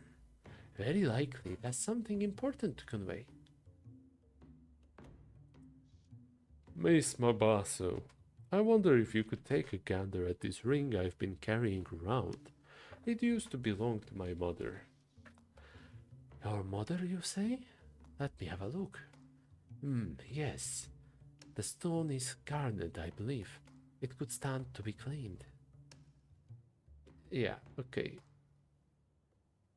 So before that I was told it was sapphire, now it's garnet. Got it. This tree here, it's enormous. How long has it been here? Even I don't know the answer to that query, nor did the occupants before me. Its origins remain a mystery, but what's important is what it brings now. Got anything in stock that would make the fates smile down on me?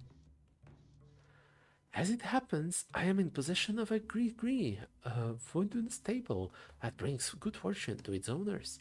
£2. Talisman from the wooden tradition used word of evil and attract the good fortune. On second thought, I take my chances without it. As you wish. I'd better be on my way now. Good day to you, Miss Mabasso. Blessed day to you, Atticus.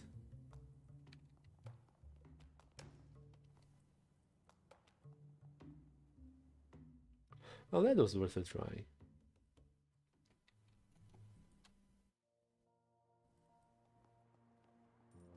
Okay.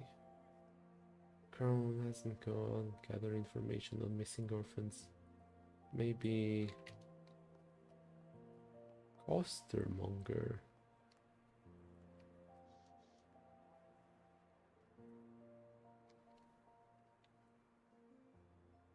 Well, me, Cully, what are you staring at? Some fine-looking fruits and vegetables. Finest I've seen in London any road. If you're looking for pomegranates, mangoes and such, you can clear off. I don't deal in any of those sissified imports. Nothing but honest English produce. Adds Gulliver Dawson's byword.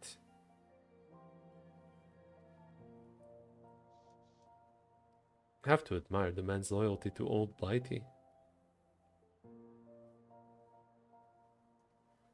Suddenly, this English produce isn't to my liking. I think I'd prefer something more satisfying. What? Now don't tell me you're another meat eater down here wasting my time. Hmm.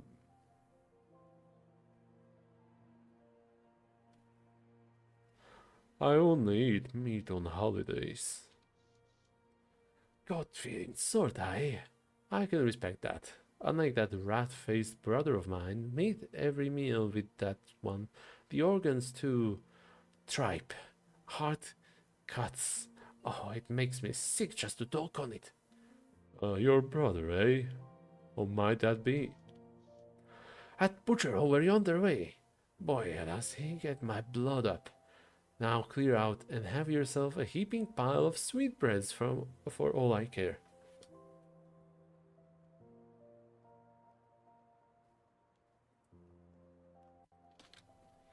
Okay, I was hoping I would learn something about the other stuff. The cat hisses at you, your size and smell must frighten it. Let's reassure the cat. Look, it's not as tough as though I'm a monster, even if I might smell like one. It's no use. I'd better visit the bathhouse soon. Let's instead take a dip in the fountain. Once upon a time, the Luddites put up a stink about the industrialists polluting the landscape, poisoning the air, and mutilating and killing workers. It appears they were able to pressure the government into funding this hideous statue. Any other successes they may have had are unknown to me.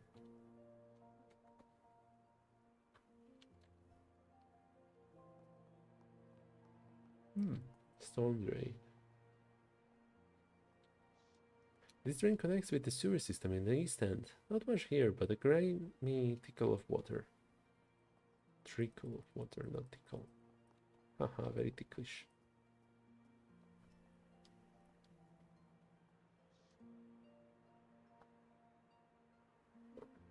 A painter of portraits, if I had to guess. But with a single eye. To work without perspective must be tricky business. Art is an avenue of expression, forever close to me. I apprenticed to a stone mason once. I must have bashed my knuckles a dozen times in the day I lasted. Good day, madam. I am Atticus Daly. I take it you're a painter? That I am, and one of the best in London. Tessica Lincoln is my name. I specialize in portraits, as you can see.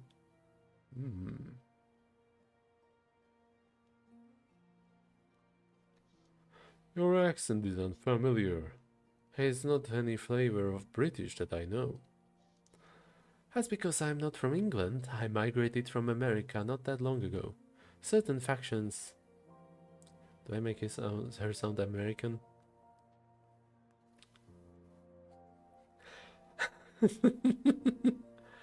That's because I'm not from England. I migrated from America not that long ago.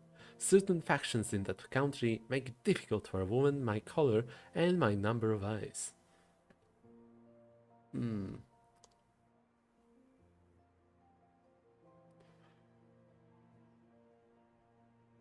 One could say the same for any region in the world.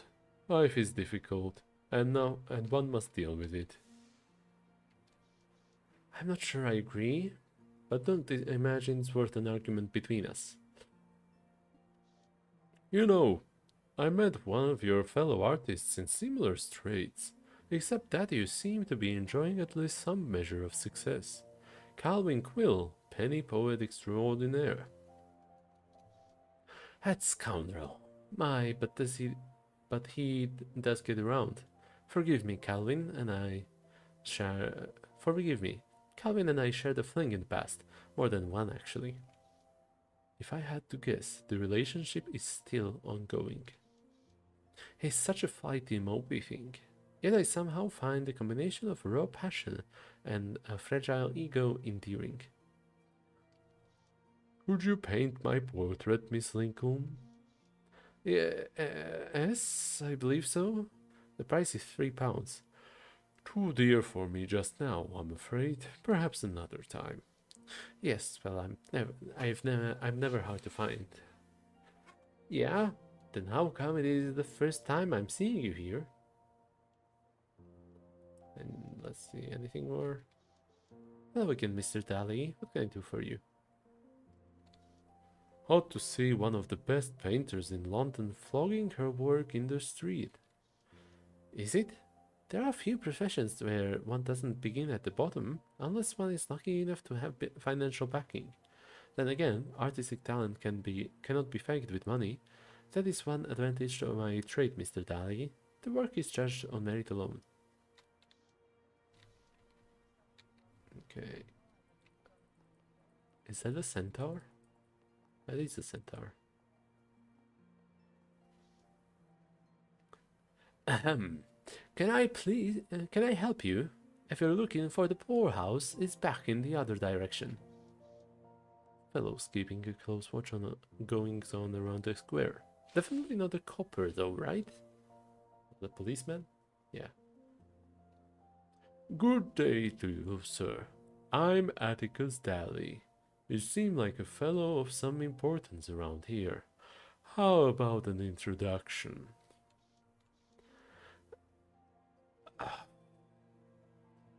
I've Chalamet Duval. Some orphans went missing as of late.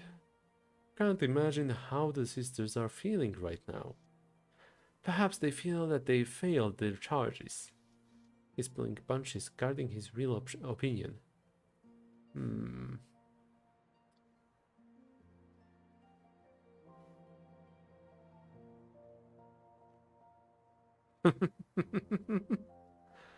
Then good day to you, Master Sherry Hathaway.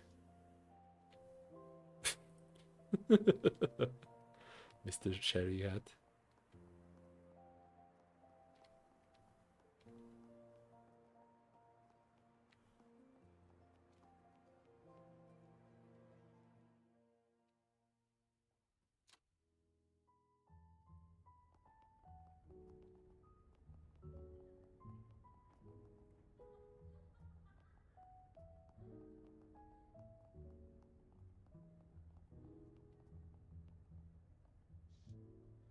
There's Suri, the Beljar's hardworking concierge. A pleasant enough person, unless you get to her bed on her bedside. Like I have. Can't recall the incident, but I'm sure I was sozzled. So drunk? Yeah, sloppily drunk.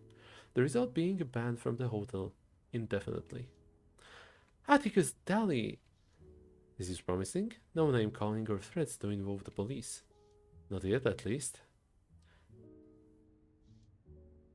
Inveigle your way back into her good graces. No. Hello, Suri. I was walking by and found myself reminiscing about some of the good old times I've enjoyed at the Bell Jar. Could you perhaps see your way to lifting my ban? No, I don't believe I can. I also find myself reminiscing from time to time about the god-awful mess you created the last time you got drunk in the hotel bar. Please go. Goodbye. I'm taking the teapot with me. Me and my sad stick. Sad walking stick. I already took everything.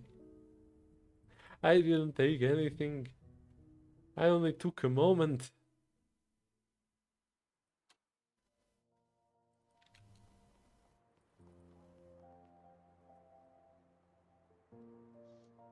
I wonder if the horse owed Neptune money. Gambling debts, no doubt.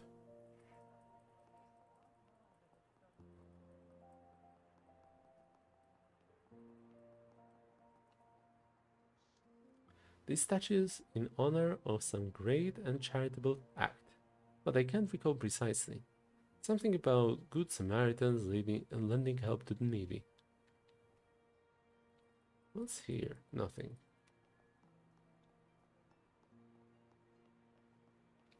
And nothing over here either. Unless there's a secret road. I guess not. That's a bummer. What a shame. What a bunch of baloney. Cabriolet. Pet broker, animal cages, carriage.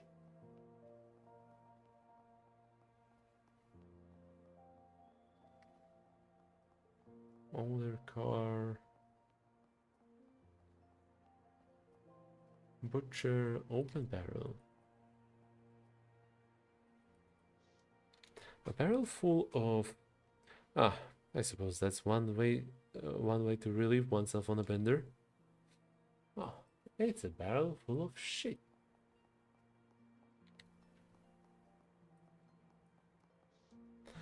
I heard that last year gross mortality was down across London. The city decided to prop up funeral parlors by buying the excess coffins and making them into beds for vagrants. Not an ignoble idea, but still a ghoulish one.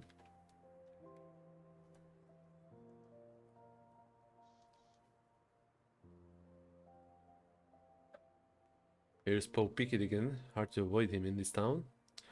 Good day, sir. Good day to you, madam. Sir? And who might you be? Call me Atticus. Why the woebegone look? Is something wrong? No. Well, yes, something is wrong, since you asked. I'm awful dry, my lord. Parched something fierce, and me flat purse is gone. A flat purse, you say? That's a wallet, typically secured to a belt rather than in a pocket. What exactly happened to this purse of yours? I was minding my own business, just sitting down, lying down, for a wee rest over at the wharf. This bloke bends over, all sneaky-like, and filches me tin right from me pocket. It was yesterday, I think, maybe. Wasn't today, of that I'm sure, mostly. You're saying you were pickpocketed while sleeping in the street? Exactly right. Or maybe I dropped it. Any road, I don't have it, do I? That's the important bit. And the fellow what done it, he smelled of brine. It was one of them salty wharf dogs, for sure. Are you willing to share your tin if I retrieve it for you? Sure I would. What? Okay, I'll keep my eye open for a stray flat purse and let you know if I stumble across it. Thank you, much obliged. I'm curious about something, Mr. Pickett. How did you end up in such a sorry state? Well, I ain't here high and mighty. Come down for your ivory tower to take a look-see at the unfortunate, You want to know how old Poe got to be this way, do you? Never mind, I'll be on my way. Broken window.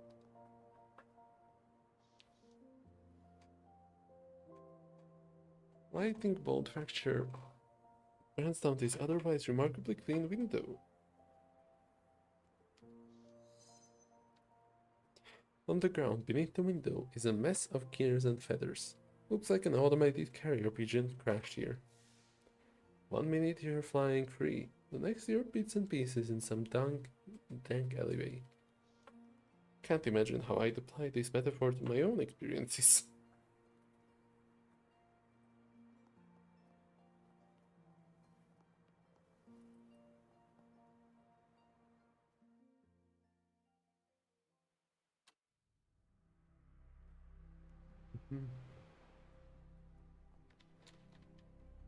Ooh, I can finally enter it.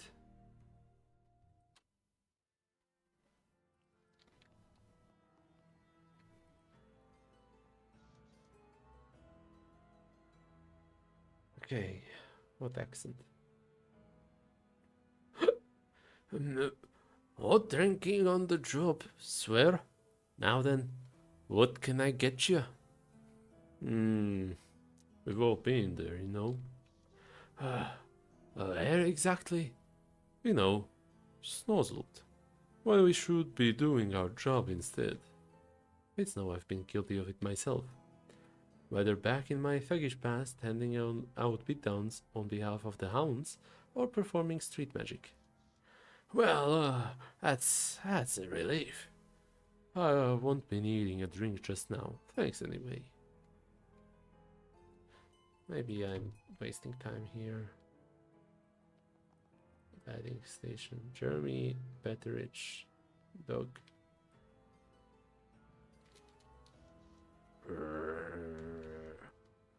Hey there, boy. Simmer down.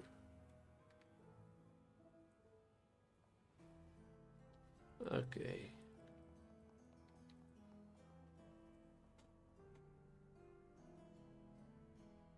I guess let's start by going to the orphanage and then, I don't know, figuring out what's a good stopping point. Also, I'm gonna carry away this bottle. Be right back.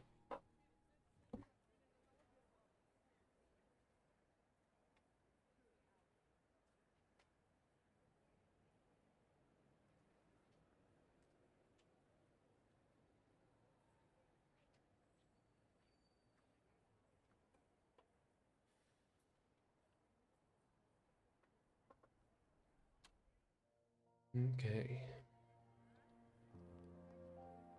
Grain sack. Huh. Pillar box, broken hold metal, gears and cogs, rusted gate.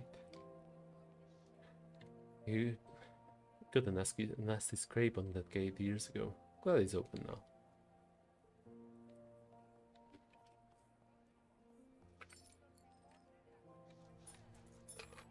Okay. Just a little chewing gum.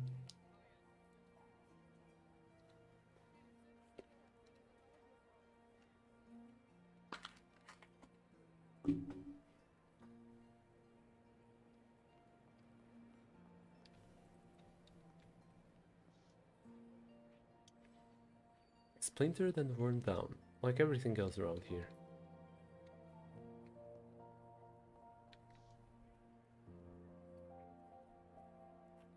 Holy shit. Bloody crow. Coppers on the watch. Patience. I'll just have to use my wits to get inside. Or scare him off.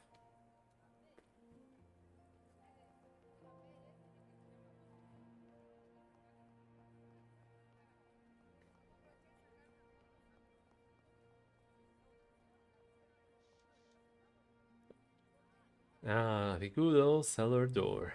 I could make my way inside without a key, though I'd have to get past that padlock first. Smash the padlock with your fist!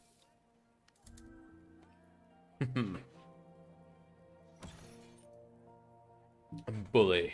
No more being forced to convince folks to let me in.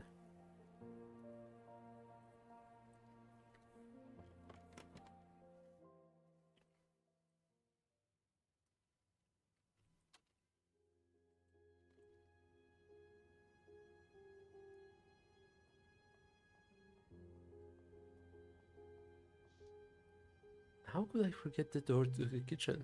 Pig would always try to sneak in to steal scraps. And the cook was rather quick to the draw with that spatula. Gives me the shivers even now. Let's sneak around. No one will ever know of my presence.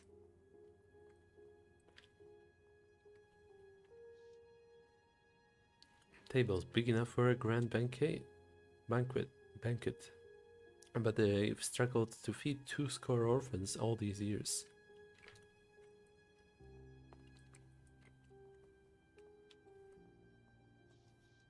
The picture looks familiar, but I can't quite recall who it is. Throw up the memory. Nope. Time, as much as liquor, can dull one's recollection. But if I had to guess, that's a photo of Sister Heloise when she got older. After I ran away, of course. Glad to see her, given pride of place in the dining hall. She was so kind to me, never threatened me with the switch.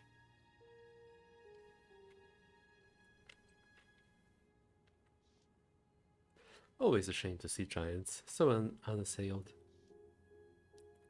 I really need to get a hold of myself.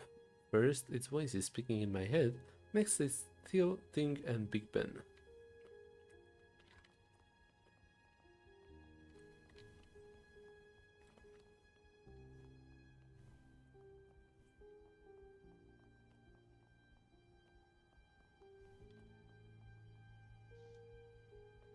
What's that leather-bound diary doing out in the open? It's as if someone wanted to have their innermost thoughts laid bare for others to read. I'll buy it. Let's see what its owner had to share. Some pages are missing. I'm left with entries penned several days apart from one another. How convenient. I always like it when video games do this, but it's just very specific hand-picked days. Day 6 reads, food getting less edible with each passing day. Theodora broke her teeth upon biting into a really hard slice of bread. Didn't eat mine, though I used to eat to knock out an airborne pigeon. Those go well with salt and pepper.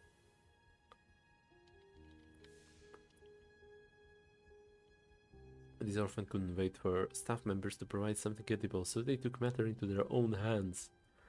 Yeah, no wonder he's losing hope reading that. Day 24. Borrowed recipe books from sisters. Cakes and meat dishes had drooling on the page. They'll try to sneak out of the orphanage and look for bakeries and butcher shops. Reminds me of my younger self, though reading the book was as far as I got. Day 35. Butcher thought I was too much of a whippersnapper to carry carcasses without hurting my back. We'll try Baker next. Besides, I can stand flies. What? Everyone loves flies. Day 37. Baker relished my knowledge of hard recipes. Will he take me in before relocating his business to the east? Maybe this has a happy ending. Day 39. Got hired and moving away from London with a baker. Well, they're very luckier than I ever was. Perhaps the diary was their way of letting the sisters know where they'd gone. Or a polite way of saying, if you wanted me to stay, you should have fed me better. By serving flying rats with salt and pepper.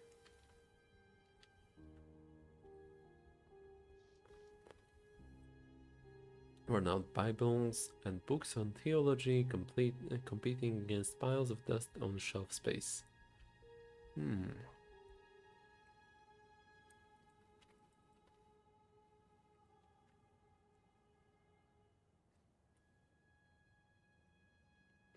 Hold on.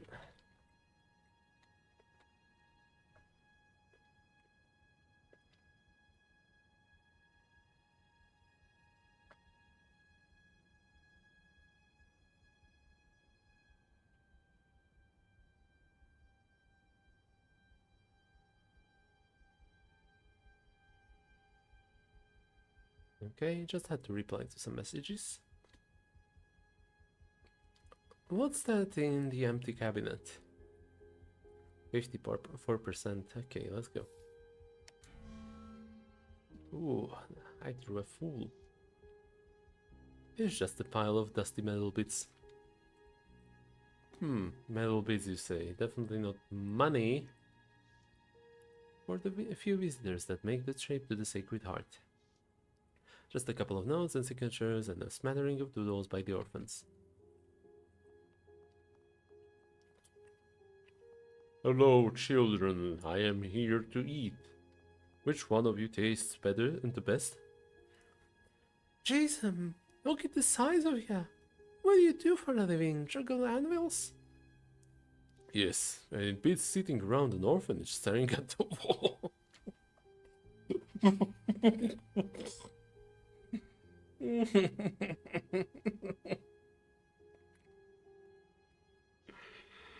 Oh no, I don't. Let's be nice. I'm big, but I'm actually a nice fellow. I'm an orphan myself. I was raised here. Name's Atticus. What's yours? Don't know if niceness gets you anywhere in life. Around here, it'll get you picked on, and that's it. Anywho, I'm Scarlet. Why on earth would anyone come back to this dung heap? When I get a bit older, my backside is the last thing they're going to see of me. Hmm.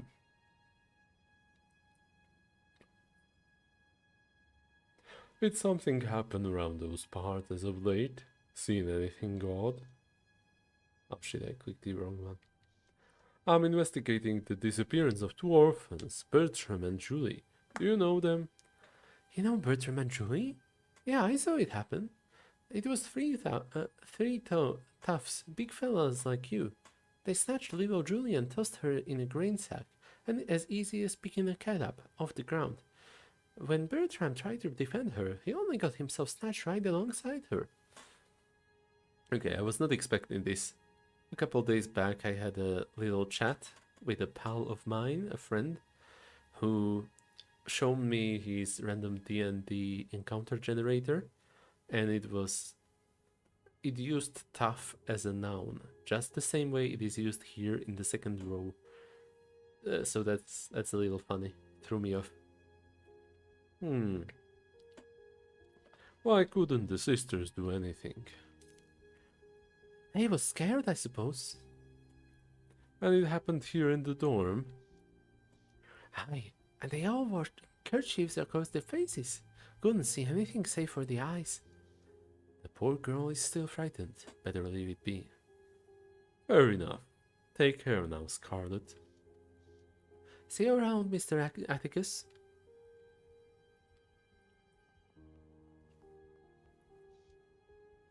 A faded old photograph of of Sacred Heart's ragamuffins. I remember when it was taken, how you had to stand still for so long it seemed like a week. They took one of these photos every year, provided there was money for it.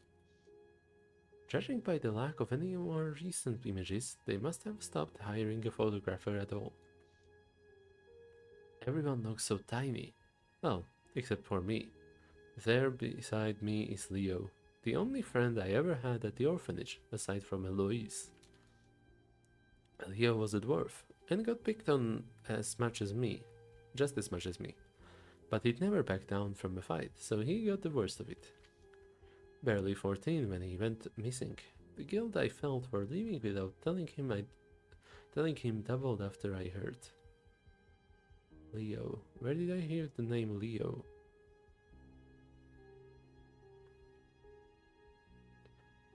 I feel like it was in the previous game, so I'll just let it slide for now. I remember now that I ran away less than a week prior. Horrible timing.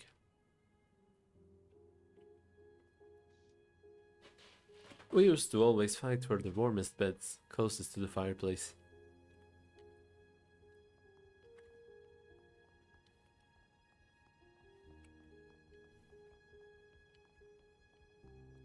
Bible. Just an old Bible. Or is it?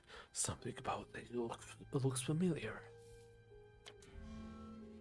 Too bad I am stupid. I guess it's just a Bible.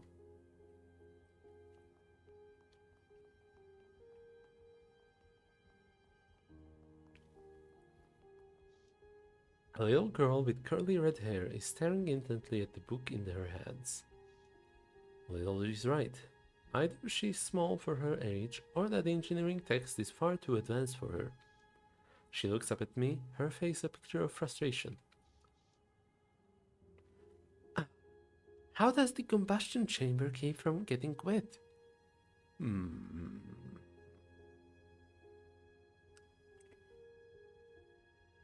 I don't really know, but I imagine they carefully seal it around the edges to prevent leaks. What the help is that? Of course they seal it around the edges. Everyone knows what happens when you don't. Do they? Her expression turns dark. Did you hear that Trudy destroyed another toilet? Better not ask for details. And she went to Sister Susanna, and you know what she said? I'd love to know what she said. She said Mimi did it, as if I would do such a monstrous thing. Mimi snaps her book closed to accentuate her point. I need to get out of here, and the best way out is an apprenticeship. So I need to learn how the combustion chamber stays dry. She's right, driven and right. I will consider the simpler profession. We might be aiming too high. I thought about it. I'm small, so I bet I could be a chimney sweep, but after what happened to Julie and Bertram, I need to leave soon. It can't be for the workhouse. Ask Mimi to help you find the records. Yeah. I hate to interrupt your studying, but I'm looking for the records of my time as an orphan here, and I'm having a bit of trouble. You wouldn't happen to have any ideas? Oh, I bet you needed records for your career, right? Like they won't let you become a barrister without them. Something like that. Oh, Sister Susanna would know about that. She loves her tea, perhaps a little too much, and she dropped a tin of it earlier. I would have given it back, but I was so angry after she accused me of that toilet business. You think I could return it to her? I suppose. I'd rather not talk to her anyway. Probably she'd yell again. I heard about what happened to Julie and Bertram. What else can you tell me? Well, I didn't see them vanish, of course, but the sisters told us they had to suddenly leave to go and work in a cannery. They said they would come visit. She knows as well as I did when the nuns are disingenuous. So I snuck out. I went to the cannery by the wharf. I looked around. Julie and Bertram weren't there. I even asked some workers, and nobody knew a thing. Are you sure it was the right place? Of course it was. They were my only friends here, and now they've disappeared. Well, I wish you all the best of luck. I hope you become an engineer and escape this life. She doesn't reply. Instead, she opens the book back up, staring at the diagram with rapt attention.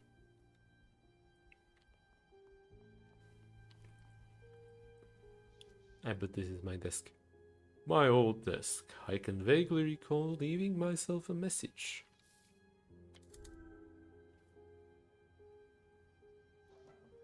Here it is, carved on the underside.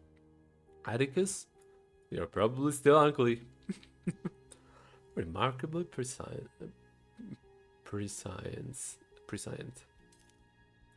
Come on now, Atticus. True beauty lies beneath the flesh. Always looked at that map and dreamed about how far I'd get away from here as soon as I left. So naturally, instead of Cairo, I ended up on the other side of London. Yeah. A vicious instrument of punishment in Vestal hands. Never fall asleep in class if you want your knuckles to remain unwrapped. How can one be expected to learn and internalize life lessons if they can't feel safe in a classroom of all places?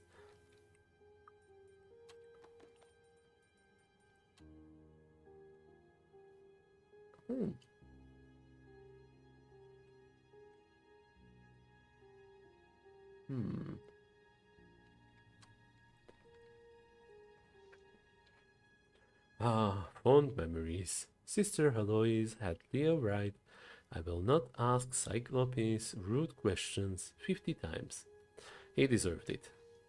He asked if they had one of everything.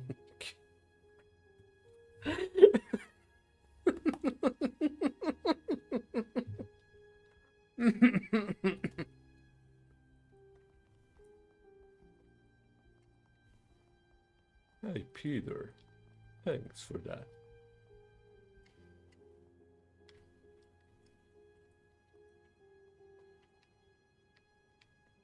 Time to approach the sister. Mister.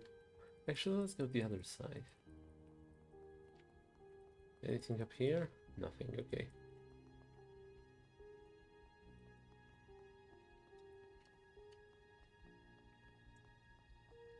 Ooh. The sister behind the counter is so focused on chewing her lip and reading over a piece of parchment that she doesn't even notice my appearance. The counter she stands at is so scuffed and scratched that it looks like it's been in a war, or possibly two. Hold on, let me check something. 75 temperament, okay. Oops. Hi, yes. Is there something I can... why are you here?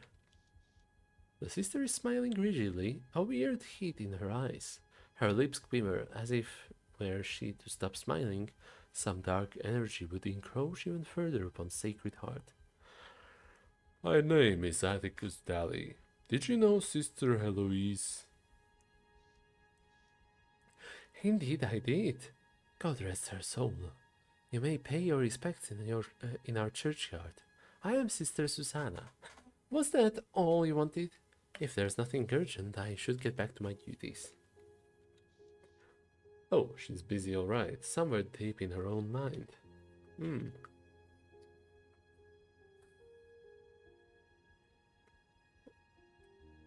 My mother abandoned me at Sacred Heart many years ago. I want to see the note she left me. Oh, I see. Well, you know we can't allow just anyone to poke through our files. One of the children told me you're fond of Lady Grey tea. I happen to have a tin of it right here. Delightful. Lady Grey does wonders for my nerves. I have a naturally nervous constitution, you see. Now may I see my mother's note, please? Oh, shit. Thank you for the tea, but you don't seriously... That is... No, I haven't the time to hunt down a scrap of paper, whoever it's for. This isn't a paper business after all. I mean, it's not any sort of business. Ask about the kidnappings. Forgive my curiosity, but can you provide any details about the kidnappings that have yet to be relayed to the police? I wish I could, but the fact that the kidnappings took place at night means that there's little to no information I've yet to share with anyone. The reason I'm asking is that a little bird told me that they've witnessed things suggesting that Birdie and Julie are in deeper trouble than they thought. If what you heard is true, then it's clear that we sisters are hardly equipped to deal with those responsible for all this, with people who can easily overpower us.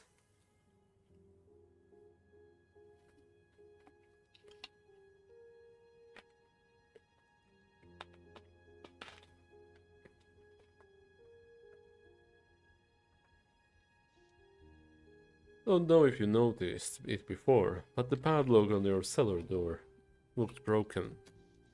Oh dear, if only we had the wherewithal for keeping the orphanage in one piece.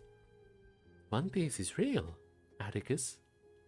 There is not much, but it should be enough for keeping the orphanage secure. And to make the one piece real, of course.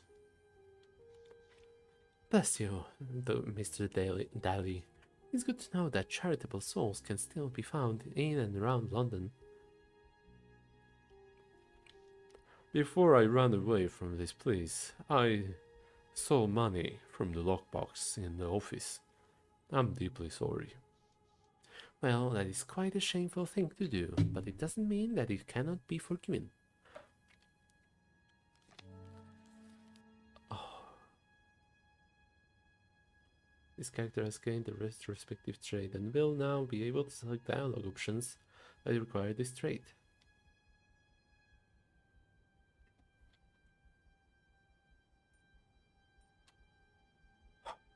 There goes my rent money, I guess. I should have never done it, but now I wish to make amends. Please accept this gift to Sacred Heart. Oh, but this is a bank draft, and it's worth 40 shillings. How generous of you. I commend you, Atticus.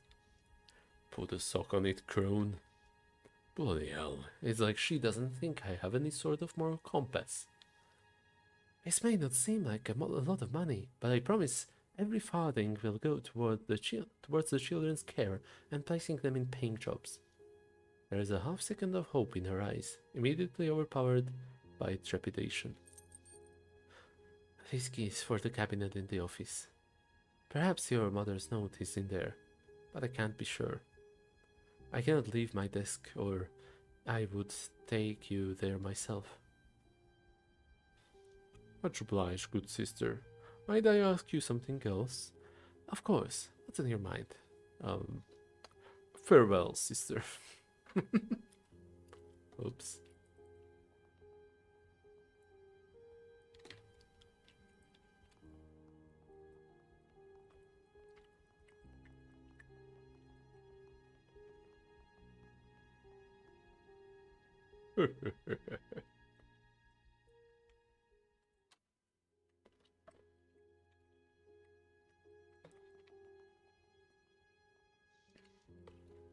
Pincushion flowers with wilting leaves, implying neglect by the sisters.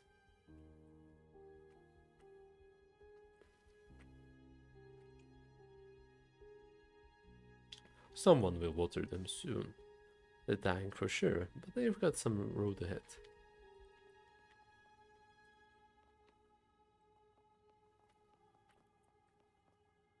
Candy stash. Now then, what kind of goods do we have here? Well, I'll be. Lollipops.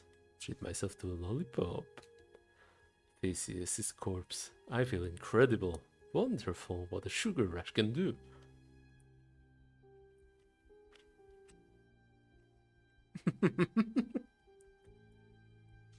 Just delicious. More, more, more. Oh dear, guts are heaving. Blah. Now I feel awful. Should have never touched the stuff. I've got a more refined palate than when I was a child. I shouldn't overdo it when it comes to sweets.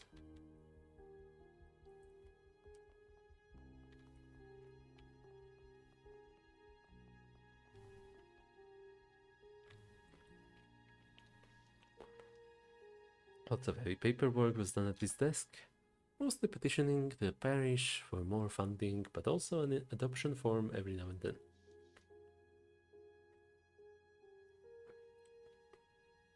The sisters may be hardier than they look, but the lock in the drawer is flimsy.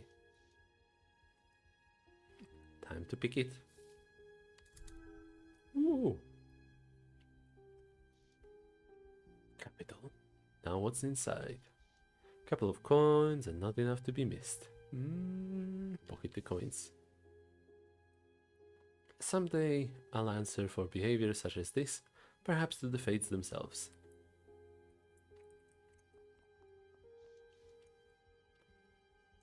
Ancient hulk of hardwood cabinet, sturdy enough to house a collection of cannonballs, but surely stuffed with dusty old files.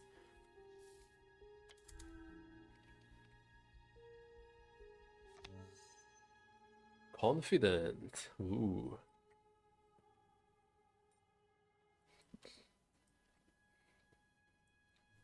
I don't get overwhelmed by the number of files here. Look for the letter D. Here it is now. Dally, dally, dally. Aha. My file's still intact. Thank the fates for bookkeeping. As if by design, a small and neatly folded piece of paper falls from the folder and into my hand. Matilda's letter added to inventory. Dear sisters, I am forever in your debt should you read this message.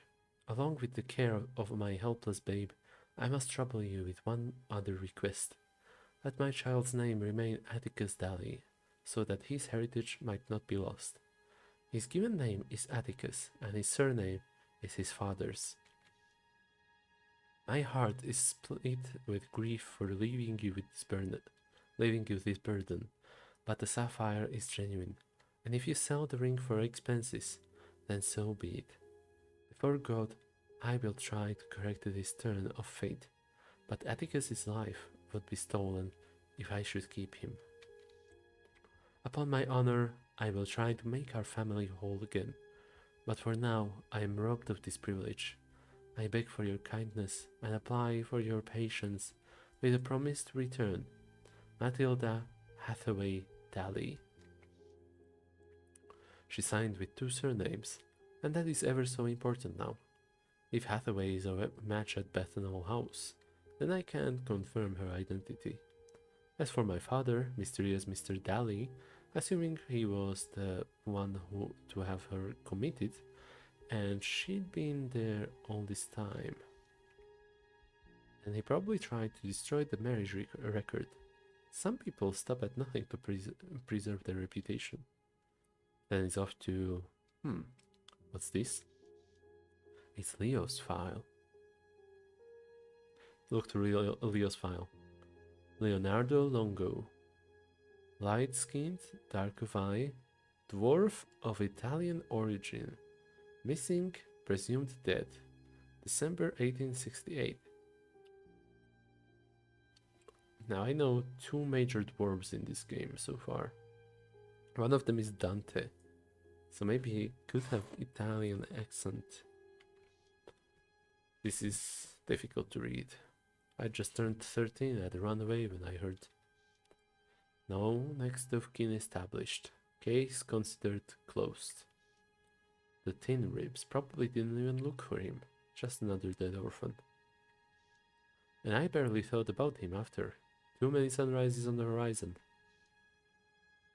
The sun's a lot blurrier now, most mornings.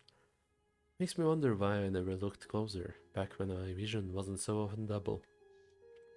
What else have I forgotten? What else did I ignore?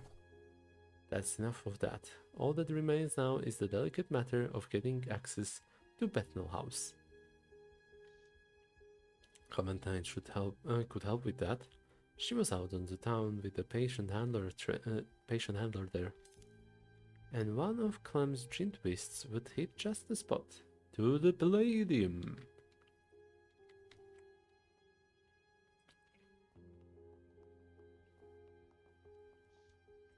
A stack of books in good condition, the titles on their post covers glittering in the daylight. Weighty expectations, trying times. I know of these, not exactly PNs to British politics. With materials like this on hand, the sisters must care deeply for the dispossessed. The modest flame is well tended, enough that one could step away and feel the warmth in a few hours' time. Not like the old days when we had to burn our bedposts. Perhaps the sisters are harvesting from the woods around the building. Or else they always hoarded the good firewood and left us to break our beds apart. Stare into the fire. It's not much, but it's enough to keep the office warm. The spark crackles off the edge for a half-devoured log, vanishing into the air. Wasted potential.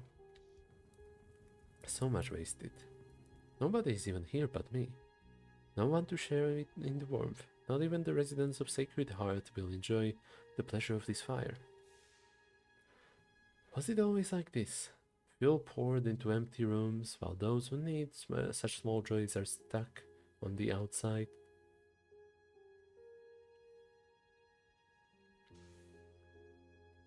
I'm close enough to the flames that I'm beginning to sweat. Embers drop and wink out of the hearth. on the hearth. Yet the cold of London has left my body. A temporary reprieve, but a welcome one. There were happier times, right?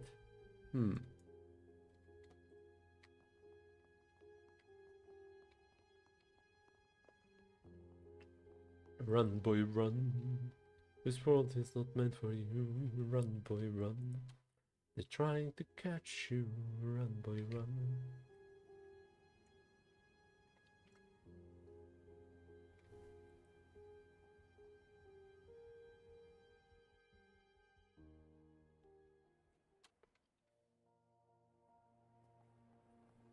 Anything up here? Anything down south?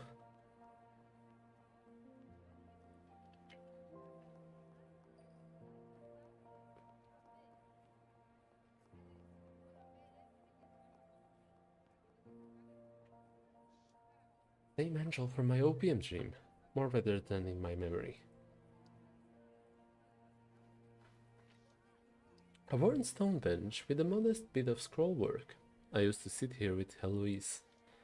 What's that balled up piece of paper below it? There's a reminder at the bottom. Whoever is swapping out the mousetraps in the cellar will recall that the keys are kept in the groundskeeper's shack.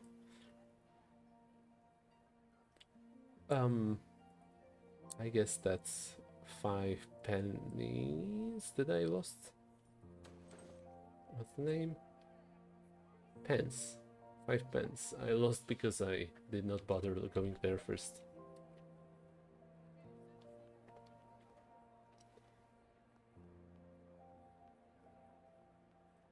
Man. A headstone sits quietly in the mossy earth. This woman was kind to me, no matter the dark thickets of trouble I wandered into. I'm overtaken by a chill in the air.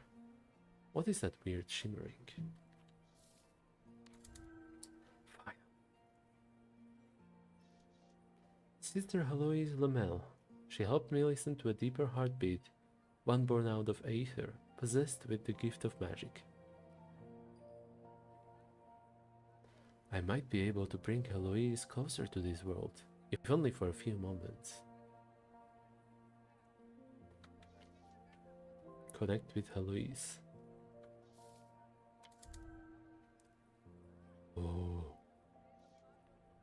There. I've done it. But her speech is rather faint, no louder than the rustling of branches overhead. Uniquely poised to deal with the troubles befalling the unfortunates of the dog clowns. For a flickering instant, I saw her face. Not just the orphans, but the crowded poor of the tenements beset by illness, and the midnight streetwalkers, so easily snatched up for dissection so that a young doctor might make his qualifications. The wagons rattled through the slums by night, and under the soiled sheets, stiff suffering forms with no family to claim them. Easy prey, cut to pieces, in the name of healing generations yet unborn. Oh yes, that was her all right, and the blasted crone. I'm talking to a ghost I conjured out of my own guilty conscience. I'd better make tracks before I spiral into a deep malaise.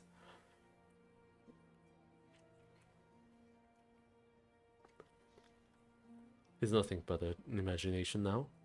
Heloise is gone, if indeed she was ever here.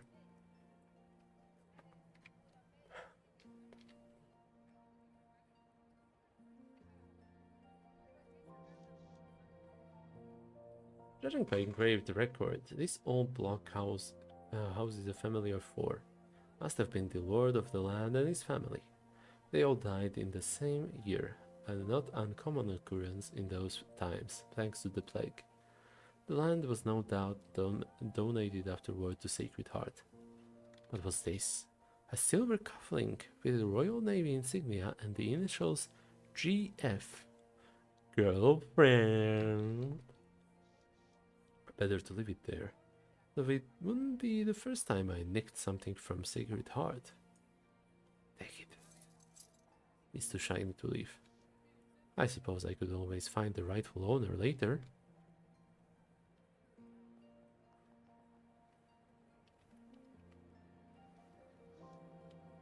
This child's soul has long departed by the time they were buried.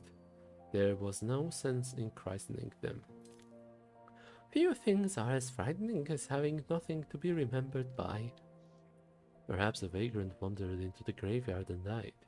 If it were an orphan, they wouldn't have they would have at least recorded the name. Here lies some wastrel. Probably had no parents, but at least he was old enough that we didn't have to house him.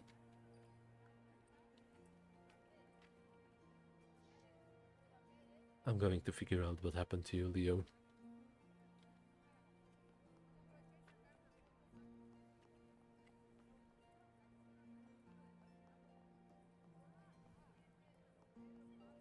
Chero Plains? That's my favorite.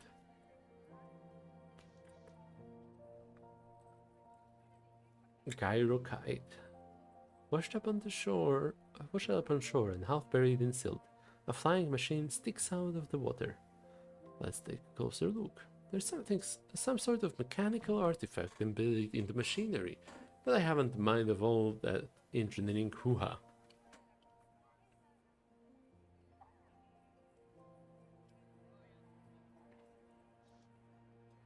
Based on the abundance of rust and the errant hobnails, the orphans must know well enough to avoid this contraption.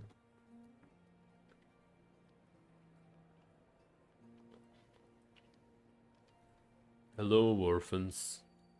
Oh, what an insufferable pair, I can already tell. Couple of bitters with piss-poor attitudes. Don't be so judgmental, I was just as rowdy as at their age. These two are mulling around the swing set, while the other orphans seem to be giving them a wide berth. Give me the dice, Horace, and you, Dallard. It's my turn to roll. Shut up, Trudy. You had your turn. Horace and Trudy appear to be playing a game of dice. Choco luck, I'd say, though it's hard to tell.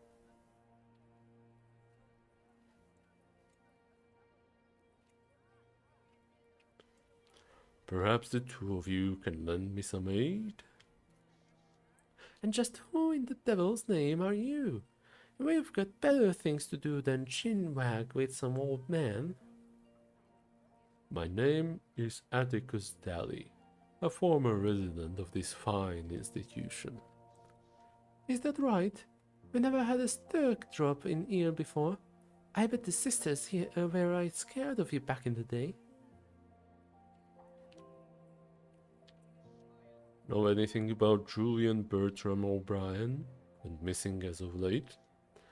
Bugger off! Them two were a couple of weaklings, that's all we know. Yeah, like Horace said, you better just bugger off. What are you, a copper? Oh, never mind. I've already got access to the records. I don't need your help. Well then, bully for you. Yeah, bully for you, Mr. Bull. Haha. May seeing you then. Now if we see you first. Ha. Yeah, watch out if we see you first. Might get pelted with a chestnut out of thin air. Now where'd I leave that slingshot?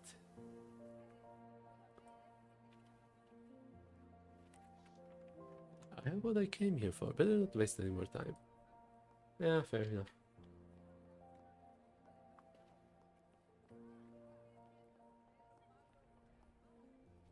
Huh. Okay, let's have a drink.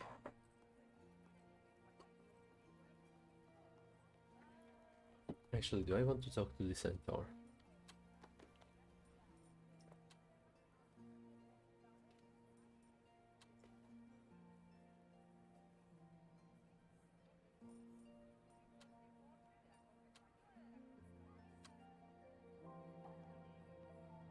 Let's just briefly talk with him.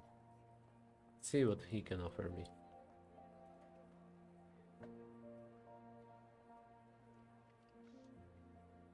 A blue panther is blocking the door and observing your approach. Active investigation here. No one enters or leaves by order of Scotland Yard. Straightening my moth-eaten labels, I nod politely. Morning, sir. If I could trouble you for a moment. Alright, that's close enough. Exactly what are you here playing at? A down-at-the-heels vagabond has no business here. Now skedaddle afore I bash in that great square noggin of yours. He's fingering his truncheon in an attempt to be menacing. Steady on.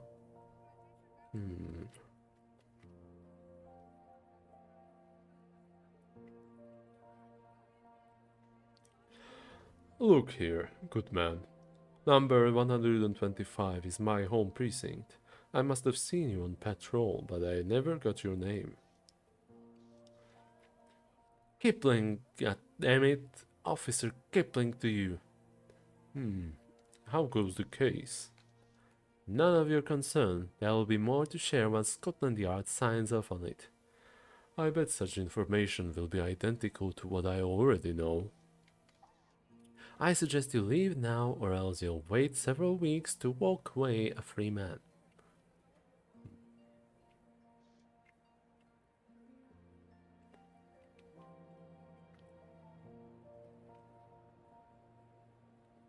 The truth is, I was raised here as an orphan until I was 10 years old, and I've come to pay a visit. That's quite a story to spin out of thin air. With all due respect, officer, I'm not spinning any tales. Anyone could come up and say the name, but even if it's true, this is an active crime scene and I can't let you through. Now trot along.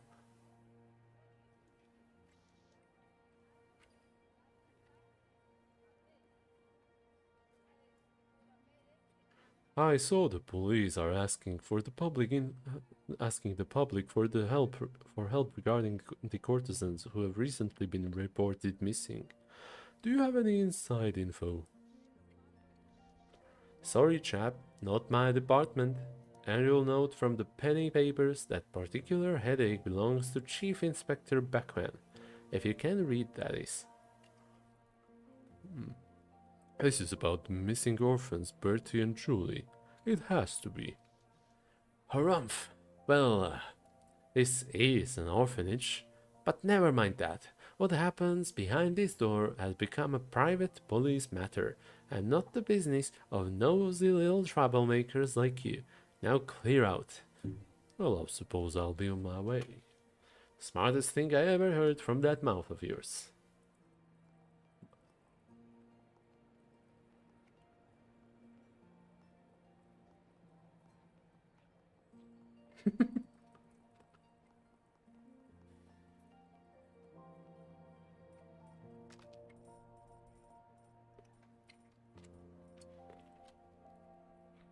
Confident, got it. And over here, cufflink, GF. I don't remember anyone with those initials right now. Clementine at the Palladium, I guess. The Chrome needs to lighten up.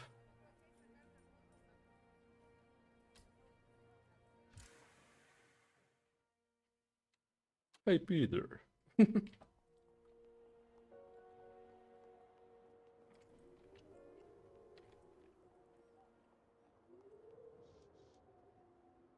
need something, or are you just intruding on Paco Melendez's personal space for nothing? I take it you're Paco, then? Everyone knows Paco Melendez. Name of Molly's best bruiser. What do you want? If everyone knows Paco, it's a little surprising that I have never heard of Paco. What did you say? Is he nearby, or... Oh, I get it, you're just stupid. Do you see that poster just there? Aye, what of it, bullbrain? Is that a slur or an insult? Slur for me. Know anything about those missing children? I don't like what you're implying, lobcock. You got 7 seconds to leave before I do something about it. Why 7 seconds? Wouldn't even be a fair fight. This one has far more bark than bite, despite appearances.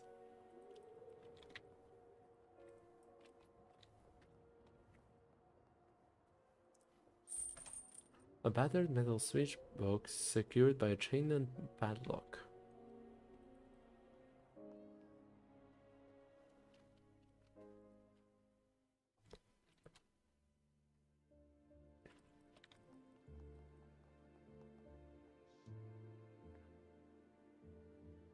I forgot what voice did he have. So, have you done the needful? Bloody impressive. This fellow shows up everywhere. Bloody well true. Good. With Matilda's name confirmed, we can all of us proceed. We can all of us proceed. This is his corpse. What does he mean by all of us? Oh, but he's gone already. Blast. Get over here. Okay, he's seriously gone.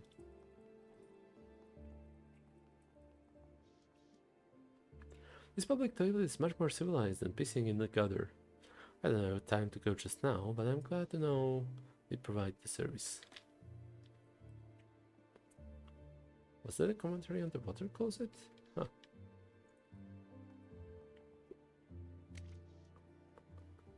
I have to go and bucket it out.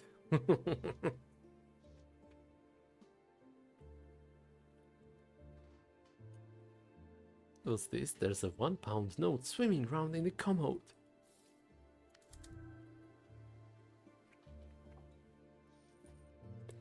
And I'm £1 sterling richer. You might even say I earned it. By fishing in a toilet bowl.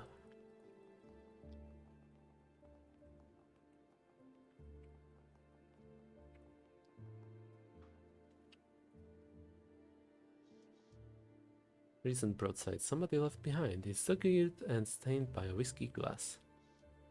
Murder still at large, and during the recent slaughter at Cannock Street, the body turned up in a back alley, torn to pieces.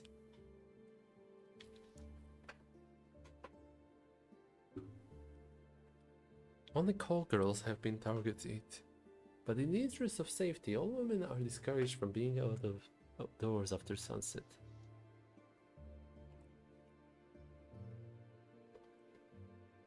Molly has something to do with it. I'm not entirely sure I can be of any help, but at least I'm trying. Hello, Clementine. Well, well, a wallow made with a pair of horns on top. It must be old Master Darley. Old Master Darley. Have you gotten taller? Now there's the charm I was counting on. You don't look half bad yourself. What'd you do? Pay off your debts? You know, I'd be a good sight taller if I hadn't broken my horn off at the rabble rouser in here the other night. I'm sure the perpetrator was worse off. Fellow stumbled out with the tip still embedded. Not sure if he made it home, but I do want my horn back. Now then, ready for a drink?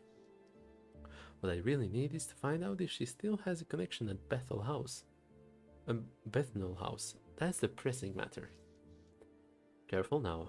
Whenever old Clem and I board this train, we always ride to the end of the line. If there's any more business to attend to, I'd best take care of that first.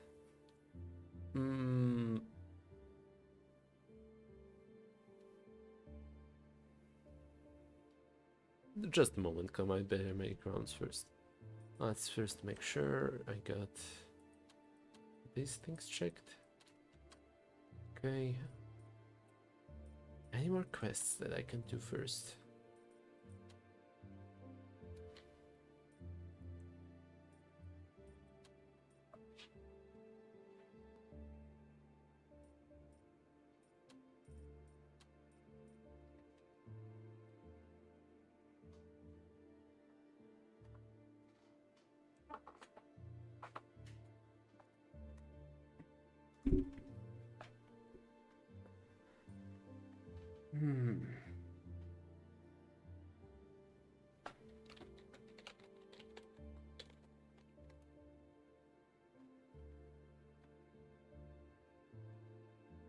Old crone is something that is hard to really do on my own. It's just happening randomly.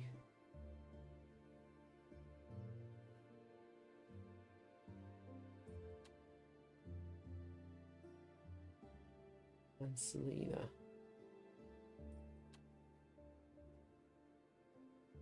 Okay, let's just do it. I guess I'm ready. Thirsty yet? How's Ariana these days? Oh, I bet she's fine. To be frank, I haven't seen much of her lately. I need a drink over here, and I mean sharpish. Alright, you dandy. Here's your ruddy choices, and don't forget our special offer tonight. Complimentary chips for gaming tables with your third drink. Gym twist. Pour me a gym twist. Look at the boy's eyes, like two nails chasing a magnet. Here, down this and then get your head out the clouds. To your health, Clementine. And to yours, Dally. So what's on your mind? Say something cheeky. I haven't heard my glass being filled often enough. Mench your manners, Dally, or I'll serve you at the daily special. Piss in a wooden cup.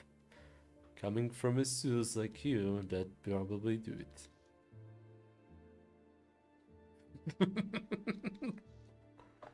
Why can't I have such a warm rapport with everyone? Perhaps I'm well suited to befriending bartenders.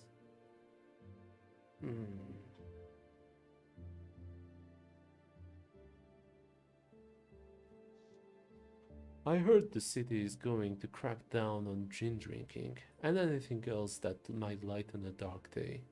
Bring in a heavy tax or maybe ban it altogether.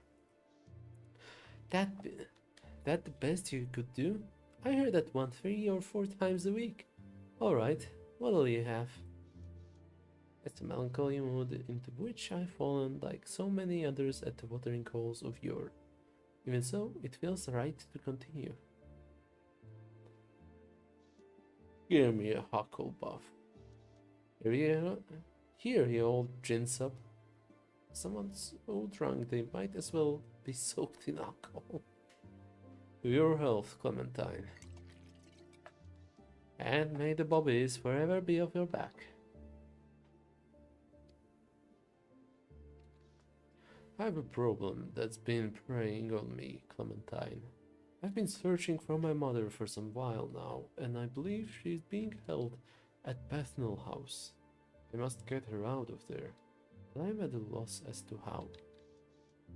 That's a hard row, Master Dally, but maybe I could help you this time.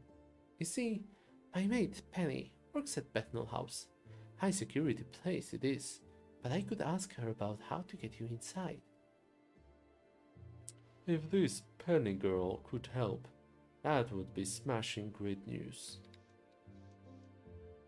Penny is some kind of highfalutin experimental scientist. Exactly what she does over there is a mystery to me, but she's a brainy one. Well, thank you for that, Clem. From the bottom of my big old heart. I'd say you could thank me with a tip, but you look the opposite of Flash right now. Rich? Yeah, in the money. I'll bring it up with Penny later tonight when we're both done bootstrapping. Just keep in mind I can't promise you anything. Come back tomorrow and we'll see what we can see. Appreciate it. The room spins uneasily. Whoa, I am sozzled, my dear. But not too sozzled for a dance with Lady Luck. Now about those gaming tables. A man's face is his autobiography. A woman's face is her work of fiction. Green Street provides as slippery as you feared. Now asking for a double fee, while a Velvet Rose client named Sykes has gotten himself banned over his attachment to Beatrix. The sentiment might be mutual. Madame Zora revealed that Bia has been lax about using prophylactics with the gentleman.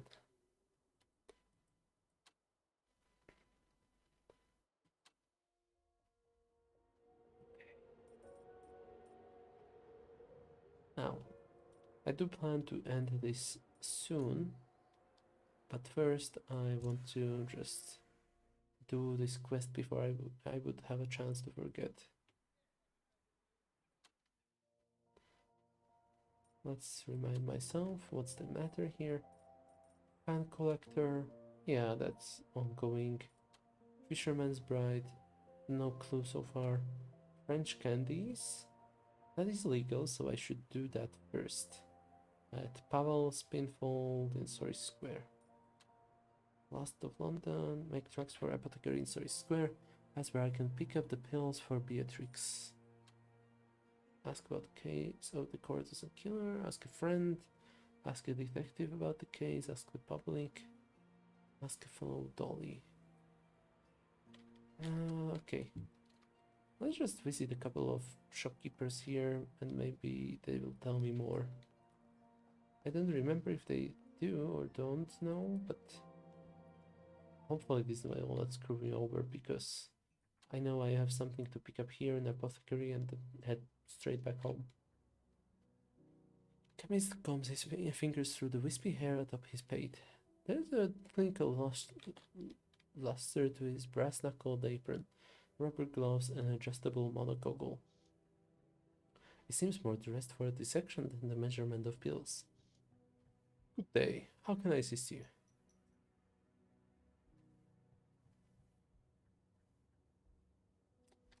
No. Autosave.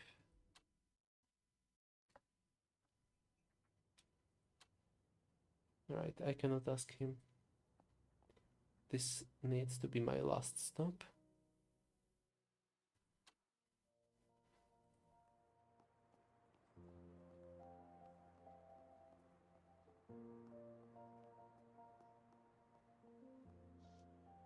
Olivia remains focused. What about that poet boy? He's not here. Okay, Nancy maybe? Fancy Nancy?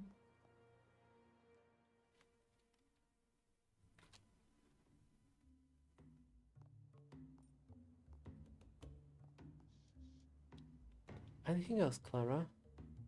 Ask for some peanut candy. Are you willing to part with any of your delicious peanut candy? Ah yes, Kunkada drops. The batch I prepared yesterday just finished hardening. Would you like a taste before you buy? South African candy, consisting of peanuts, sugar, and oil. Let's try the candy. I shan't say no to that. As the smooth coating melts in my mouth, it exposes the candied peanut center, ending the velvety texture with a satisfying crunch. These candies could cure all of London from its melancholy, I'm quite sure. I'm glad the taste of my homeland can bring others the same comfort it's always brought me. As it happens, the candies are for Beatrix, who's in a rather uncomfortable bind at the moment. But of course, I understand. Take them, free of charge. She hands me the tin of treats with a knowing sparkle in her eye. Thank her. Many thanks, Nandi. I'll pass them along to Beatrix. I assume these, Kunakada drops are all the rage in Cape Town? What you mean is Huigap, where the clouds meet in the holy language of the ingenious Khoisan people. High Chieftain Moyazi has given Cape Town her original name back. Oh, I didn't know. By the saints, the RZN have certainly been busy since the spitting scandal at the Conference of Berlin. Thankfully, Nandi doesn't appear offended by faux pas. Disagreement between High Chieftain Wise of Zululand and Chancellor Otto von Bismarck of Germany, where the former supposedly spat poisoned saliva in the Chancellor's face. Creations of a Republic of Zulu nations. The co-sister dumplings reign supreme over there. Perhaps my candies is simply a persistent anchor to the ever-fading memory of my original home. Okay, hold on. I need to adjust my microphone again. Just a little. I think that's better. I'm not from the South Africa. Pardon, from Zululand. Huh. I have lived in Zululand for over half of my life. So do you, Londoners? Yes, I am from Zululand. But then, tell Beatrix that I hope she feels better soon. Right then, I'll suppose I'll let it lie. Are you willing to part with more of your delicious peanut candy? I'm more than happy to do so. Let me know if you need some now. Only 1 shilling. On second thought, I'll treat myself another time. No worries. It was good to see you, Nandi. Salakale Fazi. Salakale Fazi, Clara. Go be well.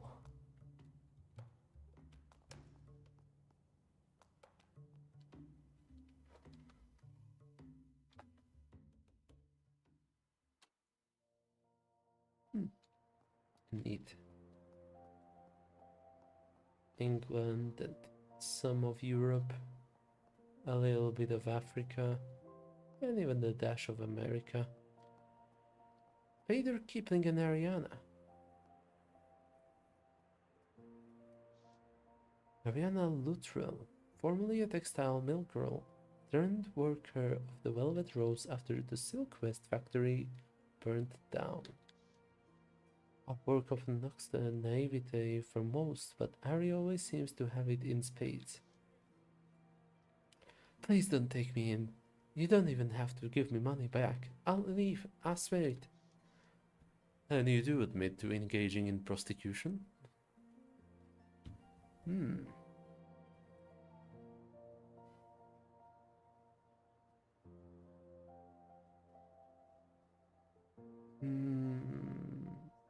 Difficult choice.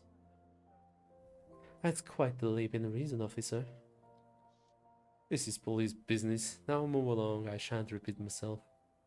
Officer Peter Kipling. Blue benders are never friends to dollies, and yet by hush they come under the Rose's roof all the time.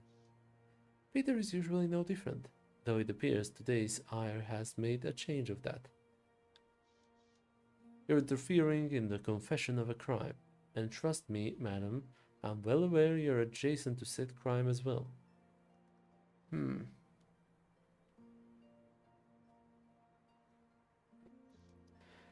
Have you any legal leg to stand on here?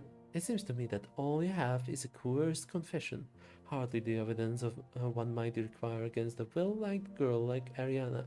Even your fellow bobbies are quite fond of her, if I recall. Clara, I suggest you take heed of your fellow lady of the night, ma'am. It is hardly in good grace to accuse an upstanding woman of such things. Did you see her engaging in the solicitous act itself? Protective, yes.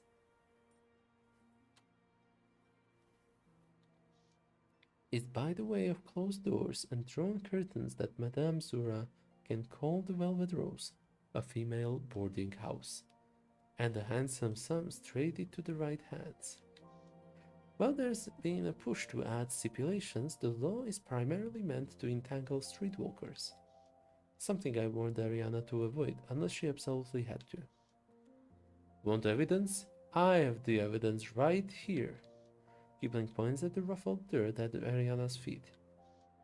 I witnessed her scrub out the harlot's mark she drew right as I was walking over. I was wiping the muck off my boots. Upside down triangle that wordlessly says that the prostitute is open to customers. That mark, coupled with the amount of money I took of her, is all the proof I need to see she's selling herself. The confession's not more than a courtesy. She would have gotten off with a lighter sentence had you not interrupted it. Ari and I lock eyes. I hope she won't have to take the brunt from me for greeting him so. This story is plausible enough to trump both our words. Not that much was needed in the first place. Say something that'll get Ariana off the hook. It's worth a try. Yeah. Nice. Ariana can explain to the capital officer. She is selling something. Ariana startled as I throw that hot Irish potato in her lap. I need to give her another hint to help her recover. Yes? Oh, really? And what is this thing you're selling that isn't your backside? Remembering that lying to an officer is quite the offense. I'm sure it's in her reticule. She never leaves home without it. Finally, the keys click into place. Ariana digs into her pouch to pull out a spool of thread. I'm a seamstress by trade, sir, but since the factory fire, work's been slim. I've been selling spools of thread that I've spun at home. Poor thing doesn't have seller's license that would explain the mark. Seller's license, that would explain the mark. I am happy to speak on the logistics of merchant permits with you, officer. Christ almighty, I'm fucking done. Here's your money you made from your spools of thread. Thank you, sir. We both breathe a sigh of relief. Always kept my sewing kit with me for emergencies. I suppose I've another reason to do so now. Thank you, Clara. Harry, you know better than to be out street walking. What has the madam told you?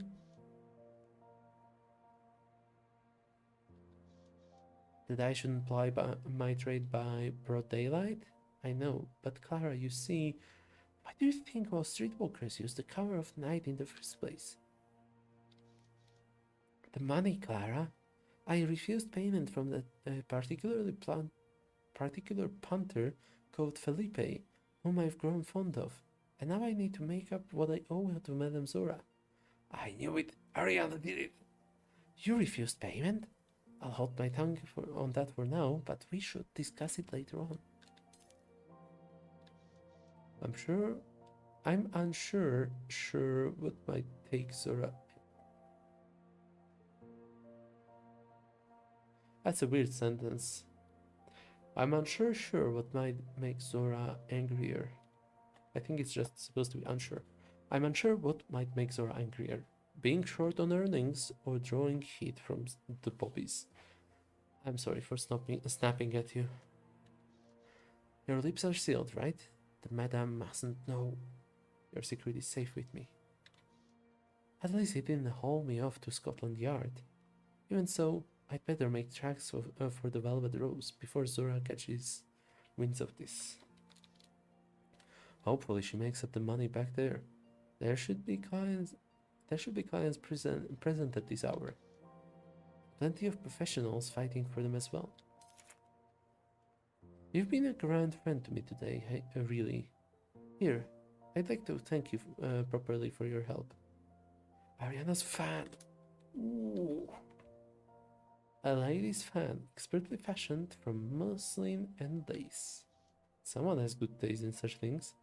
I didn't expect a reward, but it's exquisite.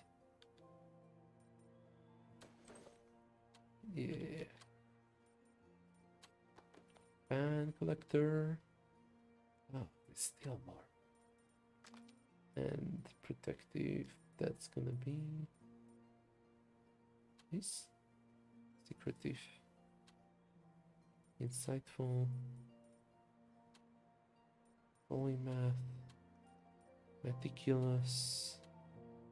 Protective, there it is, okay. Okay. Let's go to that shady sewer boy for some French candies.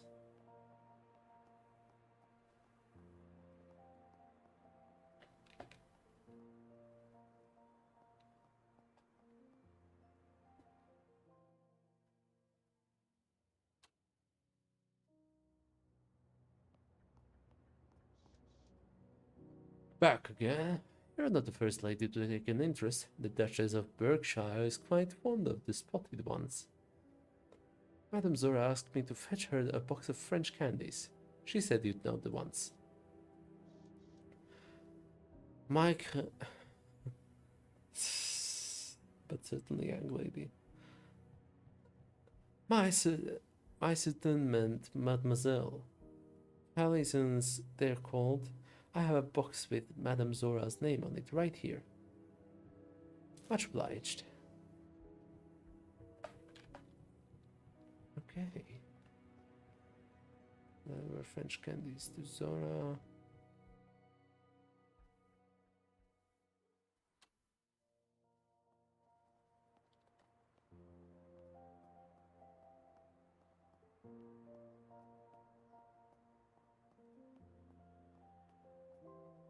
Okay, let's check. I know I keep checking the journal again and again, but like I want to be absolutely sure. Apothecary is my last stop here. French candies, I got those. Fisherman's Bride. This will most likely draw Madame Zora's ire should she catch wind of this. I should probably talk to Felipe. Ask the public about the case, ask a detective about the case, ask a friend about the case, investigate the recent murders. Okay. I feel like I'm making zero progress on the courtesan killer because I don't know where to start. I feel like I'm talking to everyone I can, but there is just nothing. Felipe.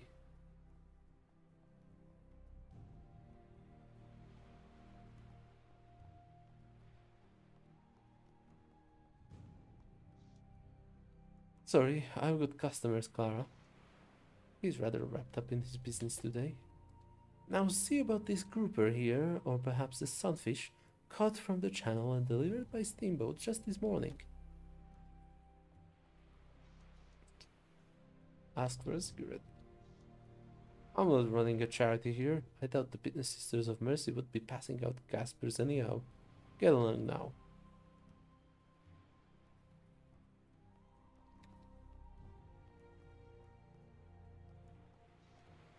The hound is still loitering.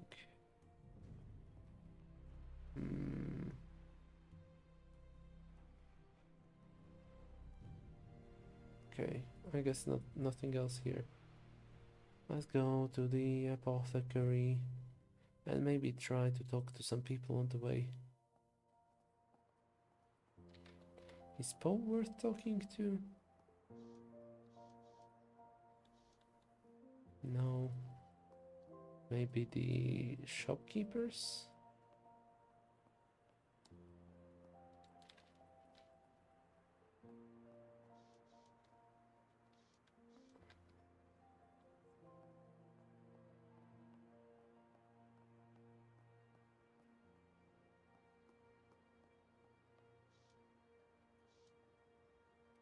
They're not the name of a werewolf who's unafraid of persecution in this town.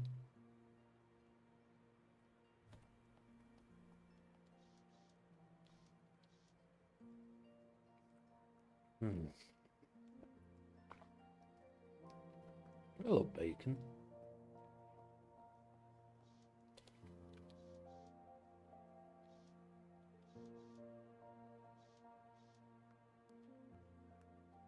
Just as I'm about to leave, Bacon emits a high-pitched meow, as though he were trying to get my attention. Then, as I watch, he runs down an alleyway. I wonder where he's off to.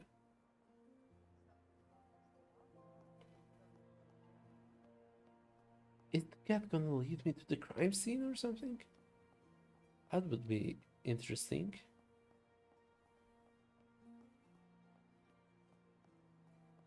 Hello, Bacon. Where are you off to, Bacon? Down here, maybe?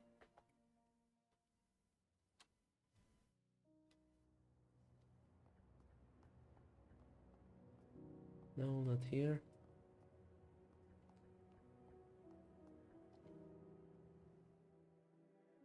to the port.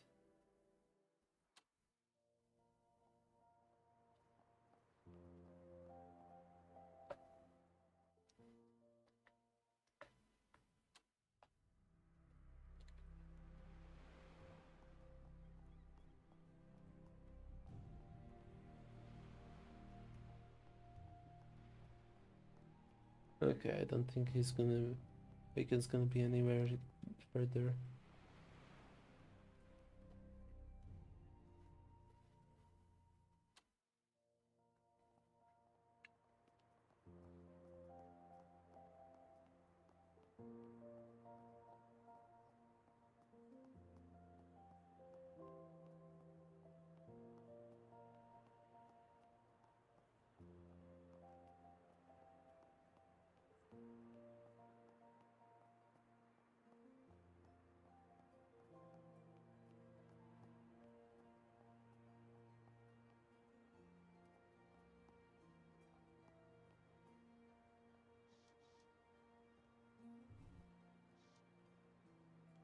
Hmm.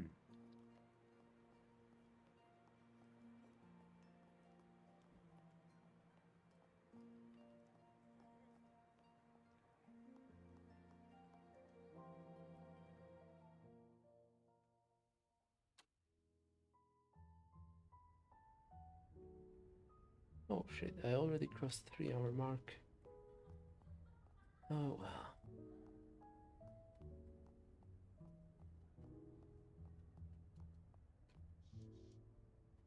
Just passing by. Okay, so I can talk to Felipe. I don't know where the cat has run off to, and I don't know what people could I talk to about the murder.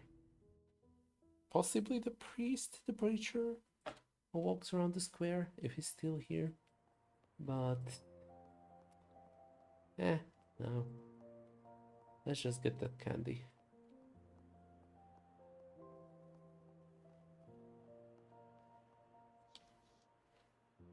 Oh, afraid I'm quite busy today, though there's something I'd like to ask you if you have a moment. Of course, my child. Have you heard of the courtesan killer? Indeed, I have. And what atrocious business it is. I myself performed funerary rites for those of the poor lost souls taken by the butcher. Did you know? Her name was Rachel Nichols, a lonely and destitute woman who sold herself for coin. Rachel Nichols. First reported victim. Okay. Not every poor woman is involved in my profession, but enough that assumptions such as these are commonplace. How did the papers know that she was a good dolly?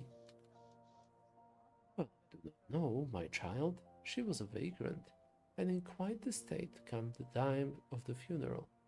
At any rate, not just from her earthly struggles, but from the methods of her passing. The poor dear. It was a closed casket affair, of course. Body was in poor shape? Why, yes. Like all the victims, she had been brutalized and torn apart quite fiercely. Our last rites were a poorly attained affair as well. The rest are so. Thank you for for sharing that with me, Father. Think nothing of it. The good book and I are forever here for you, my child. Goodbye. The good book. No, not here. Okay, I made a little bit of progress. Hooray. It's time to wrap this up for today. I feel like it's gonna be an action scene that's gonna last until the end of the chapter, but might as well. He seems more stressed for this section than the measurement of pills. Good day. How may I assist you?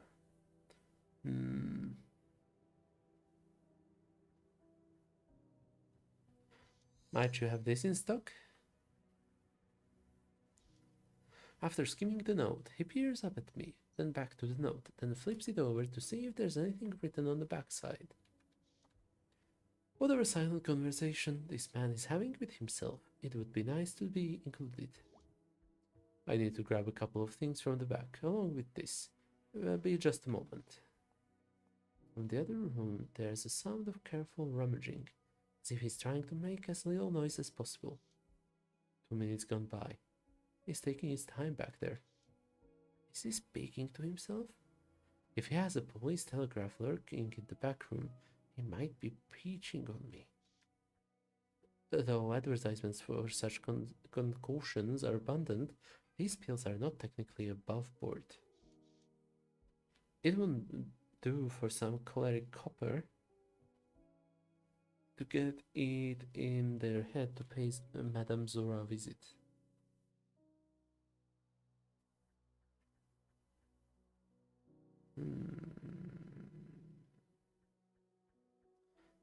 Perhaps I should poke around in the back room while I have a chance. See if I can pinch something useful. The first thing that hits me is a piercing sterile vapor. The scent of methanol is easy to pin down, for it burns my nose like a snort of Uncle Parker. Okay.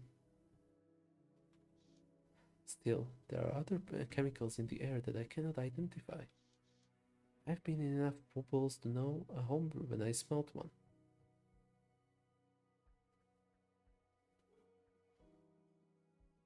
While I suspect distilling involves a component of chemistry, this smells more like disinfectants.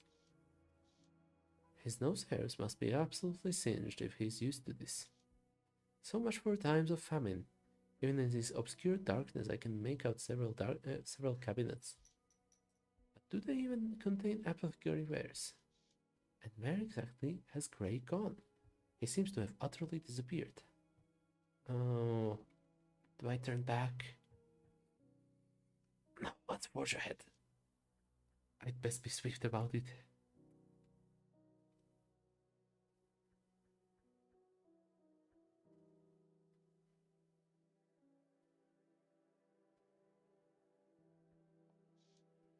Working open the drawer as quietly as possible, I extract a single bottle, strong sedative or a light mood lifter, depending on the dose. The label reads, Dr. Nightcap's liquid laudanum. I'm gonna nick it. Perhaps I should keep this. Unconsciousness proves a fine cure for seasickness. Something tipped over on the desk. 19. I'm hit with a wave of fumes. My stinging eyes water so intensely that I can scarcely read the label. Rate for hide.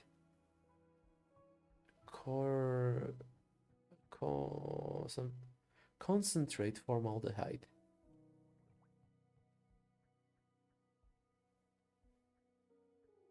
Yeah, that works. Concentrate formaldehyde. Or concentrated formaldehyde. Old Lace perfume. Ooh, fancy. Pocket the perfume. Old Lace perfume. While it smells lovely, the liquid inside is a queer looking green. I'll bet there's arsenic in it. Shelf of medicine. Bizarre formulations of herbal and pharmacological sedatives. The shelf is free of labels, save for some chalk marks on the proprietor alone. The proprietor alone must understand. Scan his supplies. I need to make sure I choose something that works. What did that damned chemist's note say? Oil of savin. Ah, yes. Now, what produces it again? Savin. Ah, Juniper sabina. It's derived from juniper bark. Let's see. Ah, there's a kind of dried juniper bark and tobacco. It would be properly foul, but perhaps if Beatrix makes a tea of this mixture, it'll have the desired effect. Oh, okay. Might as well nick it and ask Mandy if it will work. She doesn't need to know how I acquired it.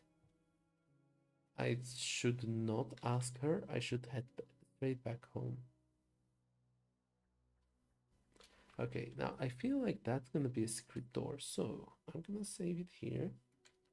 Apple to test a shelf at apothecary.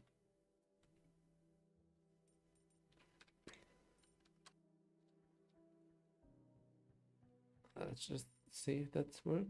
Yeah, okay. If there's a secret door here, this is gonna be it for sure. An electrical wire runs behind this bottle rack and does not seem to reappear anywhere else. Curious. Take a closer look. Okay. Just how the electrical work, I suppose. The wiring could have led it into a telegraph. If he's just wired the police, then he certainly won't be selling me pills. Keep looking around. If the coppers are on their way, I won't be receiving the pills from Gordon. I need to search for an alternative treatment. Yeah, okay, I think I got everything from there I could. Let's see the drawers. More drawers than one would find an aristocrat's bedroom, vanity, or behind the hotel's front desk. These rules are the least unnerving thing present in this room. I wonder if they're natural or if Gordon is feeding them something unique.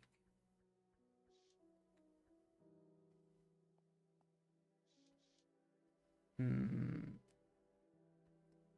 Yeah, let's quit snooping around. It's time to face the music. I can hear him coming back. You think I quit while I was ahead? Ah, Clara. Snooping as usual, I see. I apologize for the long wait. It appears I'm low on stock and out of twine. I suppose a substitute will suffice.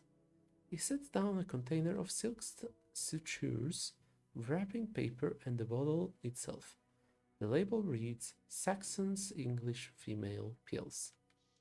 He wraps up the medicine with compulsive precision, using the magnifier in his monogogle to make sure the corners are folded ever so neatly. He's quite alright. In truth, I should be the one apologizing. Hmm?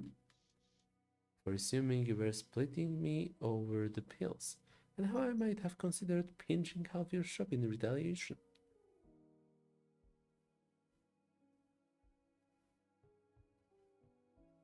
Well, I actually kind of sort of did. With nothing. Mm-hmm. He retrieves some shears from his apron's pocket and cuts two parallel lines of silk thread. I see now why he took so long trying to find his twine. This is his last resort. Though silk sutures seem a bit out of place compared to an apothecary's usual remedial wares. There we are, though I'm sure my bow ties could use some work. I try to make it look as innocuous as possible, like a candy gift package. Hmm.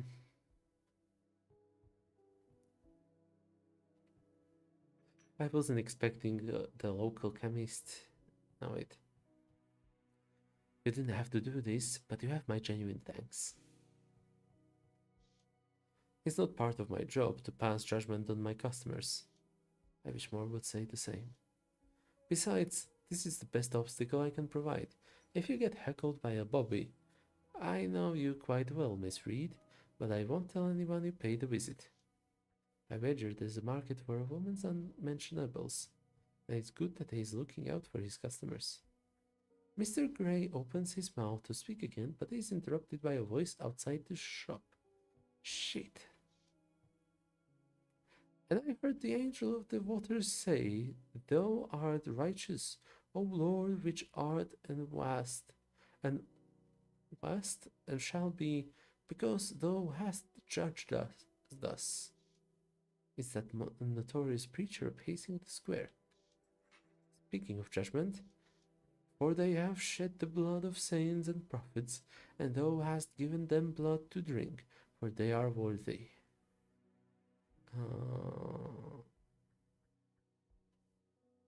What are your thoughts? No. We should not stay around and linger. We need to go fast. I'd best be going. Thank you again.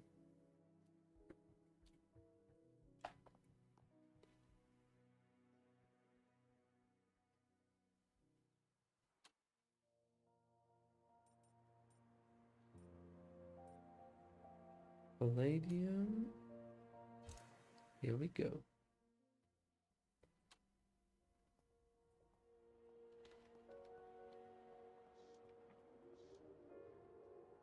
Is he coming toward... Hold there. Give me a moment, if you will, mademoiselle. Some questions for you, if you don't mind. The man in front of you is a centaur. Not young, though still noticeably spry. The deep lines and old scars on his face speak of a line of work, though his clothes are pristine and sharply pressed. It's said that 2/3 of London's centaurs find themselves in Scotland Yard, or else serving Queen and country among the troops. This curious man is likely the plainclothes officer, trouble in a starched suit.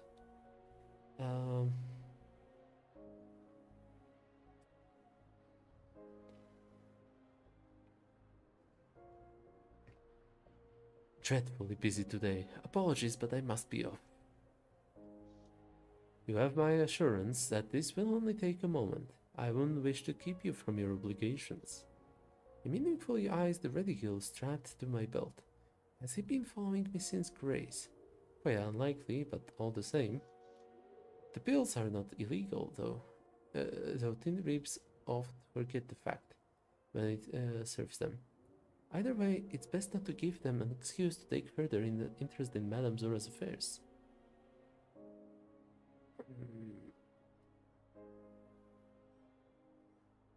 Shit, what do I go with? Merely a gift of sweets for a dear friend. Concada, one of the best confections this side of the Thames. No emergency by any stretch, but the poor dear is rather heartsick, and I wouldn't want to keep her waiting. I pluck one out and consume a peanut sweet.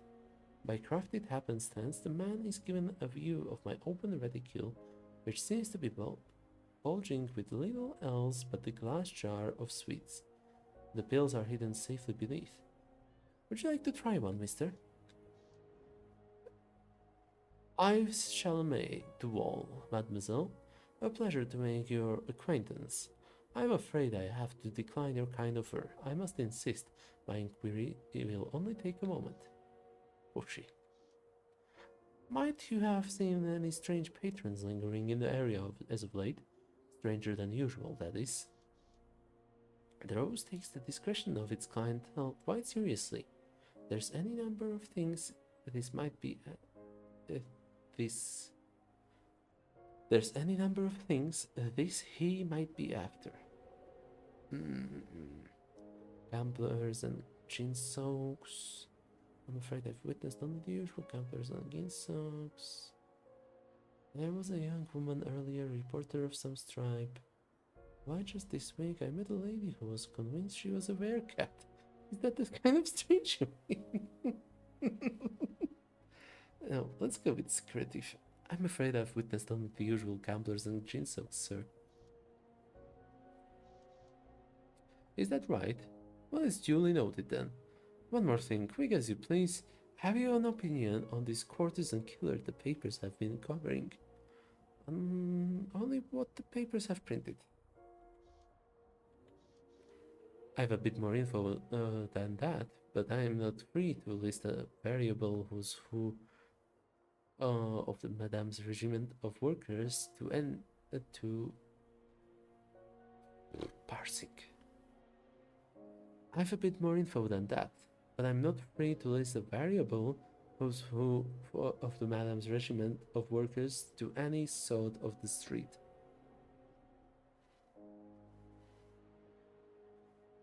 Oh man. Was that all? That it was, mademoiselle. My thanks for humoring an old nag. Safe passage to you. And to you, sir. Great. Now the Met's likely on my tail. London just keeps on giving. All the more reason to leave this town behind and never look back.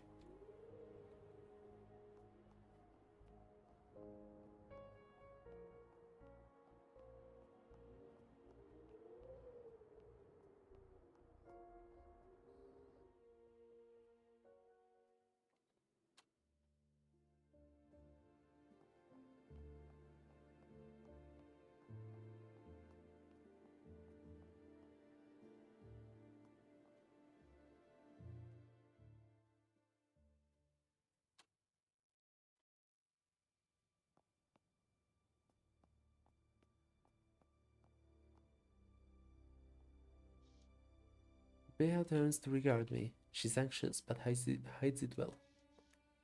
You're back. It must mean you were successful. I have the delivery right here, and a treat from Nandy's to lift the spirits. We're still alive, Clara. You're good, and don't let anyone tell you different, my dear. She eagerly takes the proffered apothecary goods, as well as the jar of sweets. Oh, and I have something for you as well. A golden fan. Beautiful and original.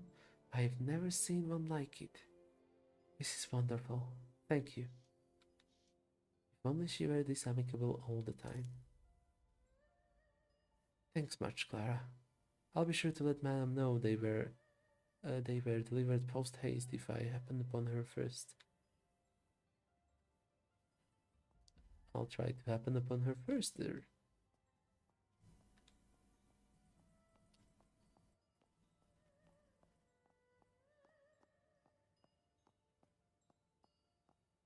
I did not happen upon her first there.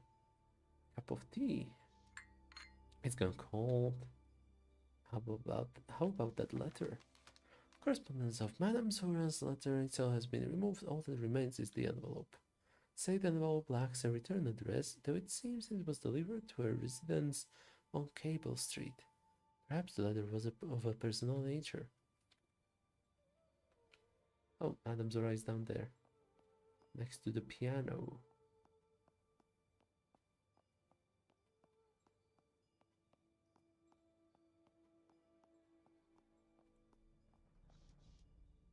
Clara, I always breathe a sigh of relief to see her safe and hale. What with all that's been going on? Did Beatrix get her parcel? They want to prevent her ending up with another little parcel? Yes. She might be somewhat nauseous for a day or two, but all will be well. Madame Zora's eyes light up at the news, and for a few moments she the decades seem to evaporate from her worried face. Well, thank the heavens for that. I really must deal more strictly with ne'er-do-wells like Mr. Sykes.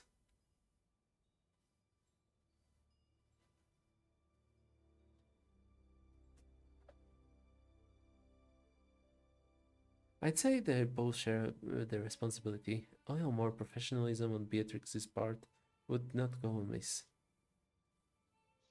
Zora considers this carefully for a moment. No, of course, you're right. But Beatrix has suffered enough on this account, I think. And who would bear the burden if she fell pregnant? Not our Mr. Sykes. I brought the candies you prefer. Perfect. The older one gets, the more one appreciates the little luxuries. Ah. Senator Ryan? It was nothing.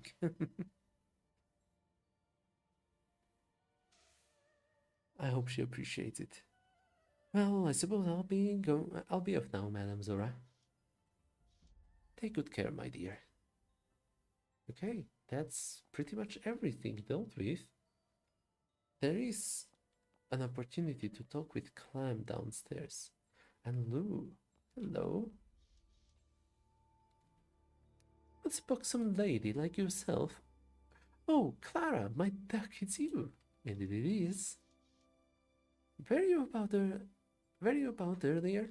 Madame Zora is right steamed today on account of Mr. Sykes. I saw. House rules are important, of course, but her outburst seemed a titch harsh. In the past, she's warned her clients prior to a proper ban. Shame about old Sykes. I've said I've had it I've had him a few times. He seems nice enough. He's like and nature doesn't scare you? What? Just because he's a wolf for an evening or two a month? Nah, I've had worse in this line of work. And it ain't like he comes around when he's all big and hairy. Indeed. Like most werewolves, Sykes quarantines himself during the full moon. There are creams and balms to reduce such things. Wealthier lycanthropes have been known to weather the change in the comfort of their homes as well. Though I doubt Sykes has the capital for creams or for home accommodations.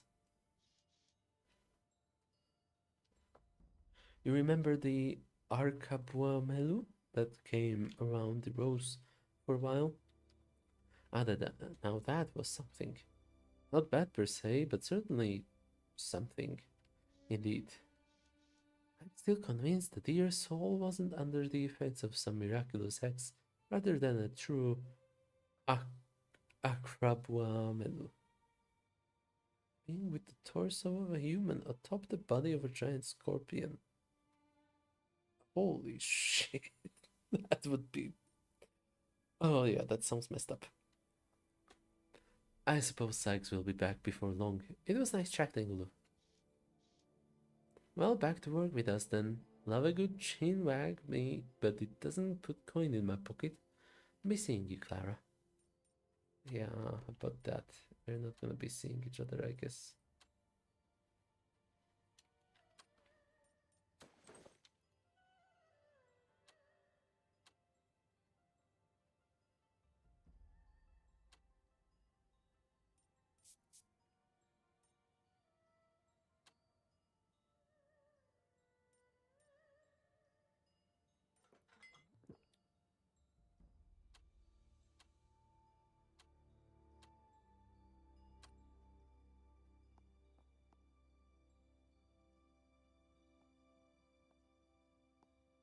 Okay, I think after talking to Clementine, I'm gonna call it a night.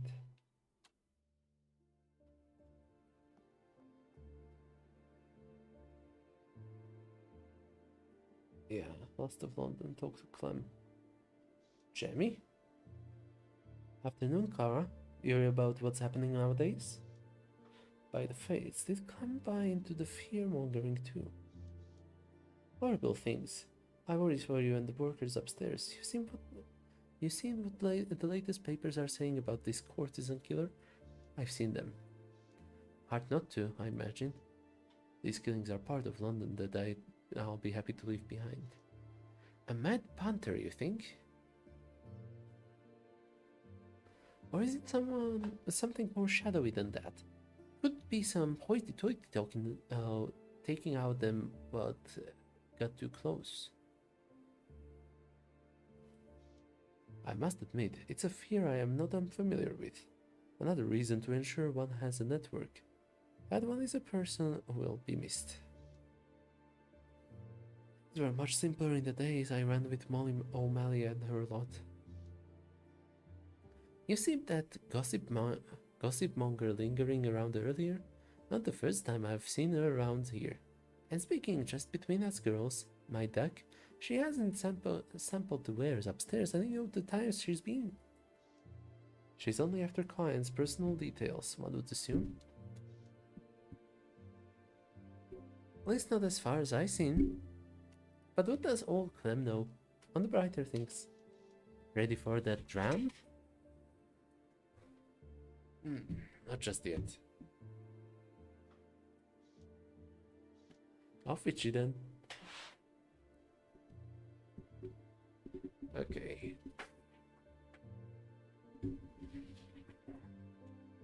I definitely wanted to see a bit more as soon as I set my mic.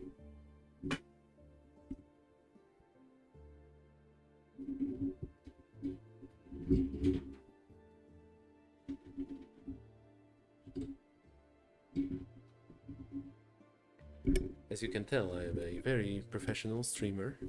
No, I am still getting used to this stuff. Okay, so what's with you? Jamie Bederich. What is Molly's hatchet man doing here at this hour? Good day, Mr. Bederich. Miss Reed, is there something we're meant to discuss? Slimy bugger. Just speaking with him makes my flesh crawl. As I'm sure you're aware, several courtesans have gone missing in recent weeks, and I wondered if you might have some insight. Oh no. I do not frequent brothels. Why do I bother? Let him. It's been a pleasure, as always, but I must go on. What Was that a growl?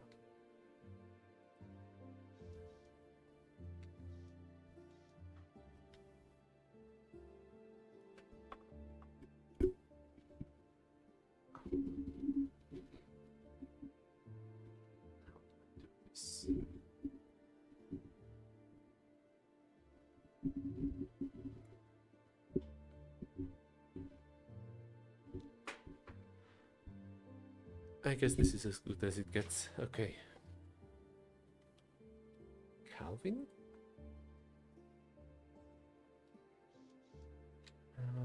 Calvin Quill.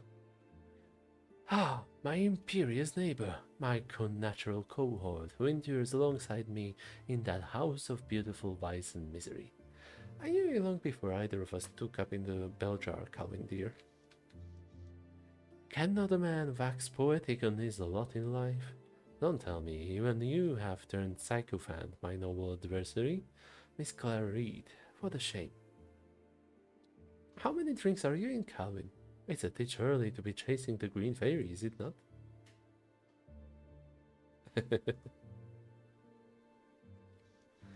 I'm not inebriated, Clara, merely miserable.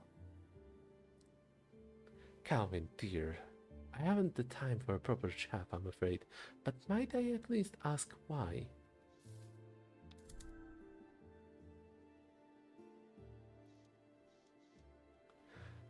It's those disreputable misers that make their homes round St. Paul's publishing woes? Indeed, and I truly destined to confine myself to the affront of a pseudonym, to preserve in the annals of history only by way of an anonymous echo, or else a wholly false personhood? Clem has left the bottle on his table. He pours himself a glass, places a cube of sugar upon his slotted spoon, and glares at it with watery eyes as the torpid drip of ice water erodes the point of his ire into the spirit below. One might have thought he'd have left such indignities as the misapplication of names and false titles behind. Calvin, for everything you are indeed a good poet. It's a rotten lot, but even I believe you should keep at it, all the same. We achieved nothing by turning our backs to the world, eh? Nothing save the peace and the respite from injustice we so deeply crave. He does not turn and spit on the ground to underline his point, but is caustic. Perhaps a lighter topic. Have you seen Tessica's latest works? Of course I'm familiar with my dear Tessica's latest endeavors. They are truly marvelous, are they not? Her soul holds all the blessings of Cleo's come to earth. Her form is as regal and flexible as a willow's bow. Well, you're certainly right about that. He's glaring at me, but this is the glare of being one-upped in a proper ribbing as opposed to genuine malice. For any failings of yours, Clara, you do at least possess impeccable understanding of the principles of the aesthete.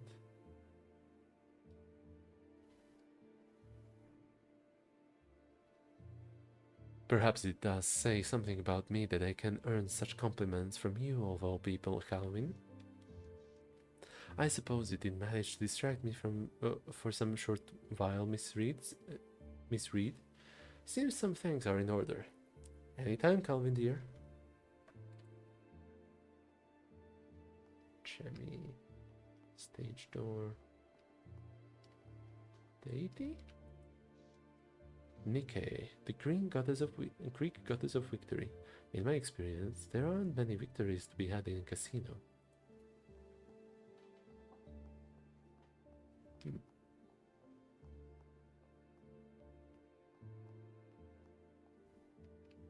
Oh no, the toilet is empty. I wonder who got the lucky buck.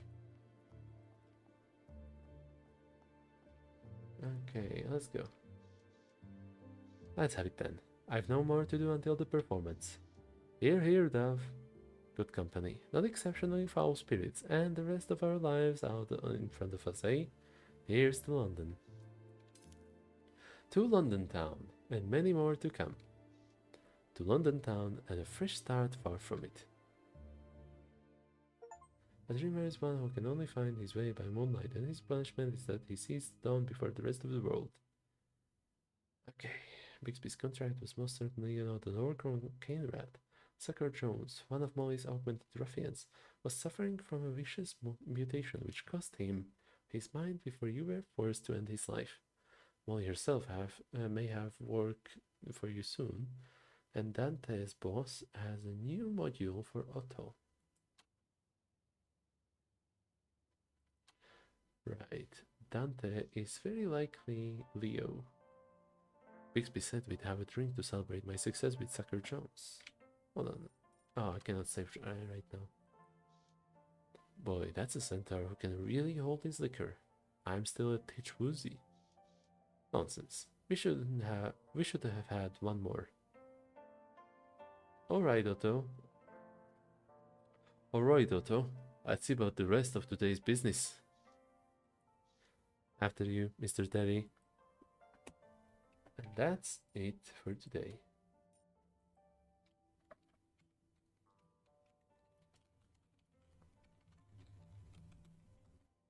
About to have drinks, eh?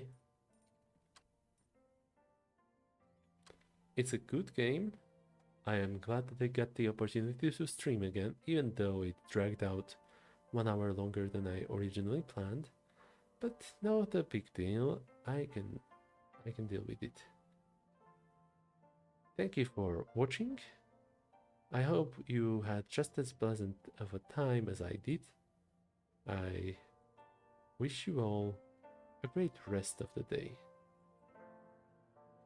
See ya.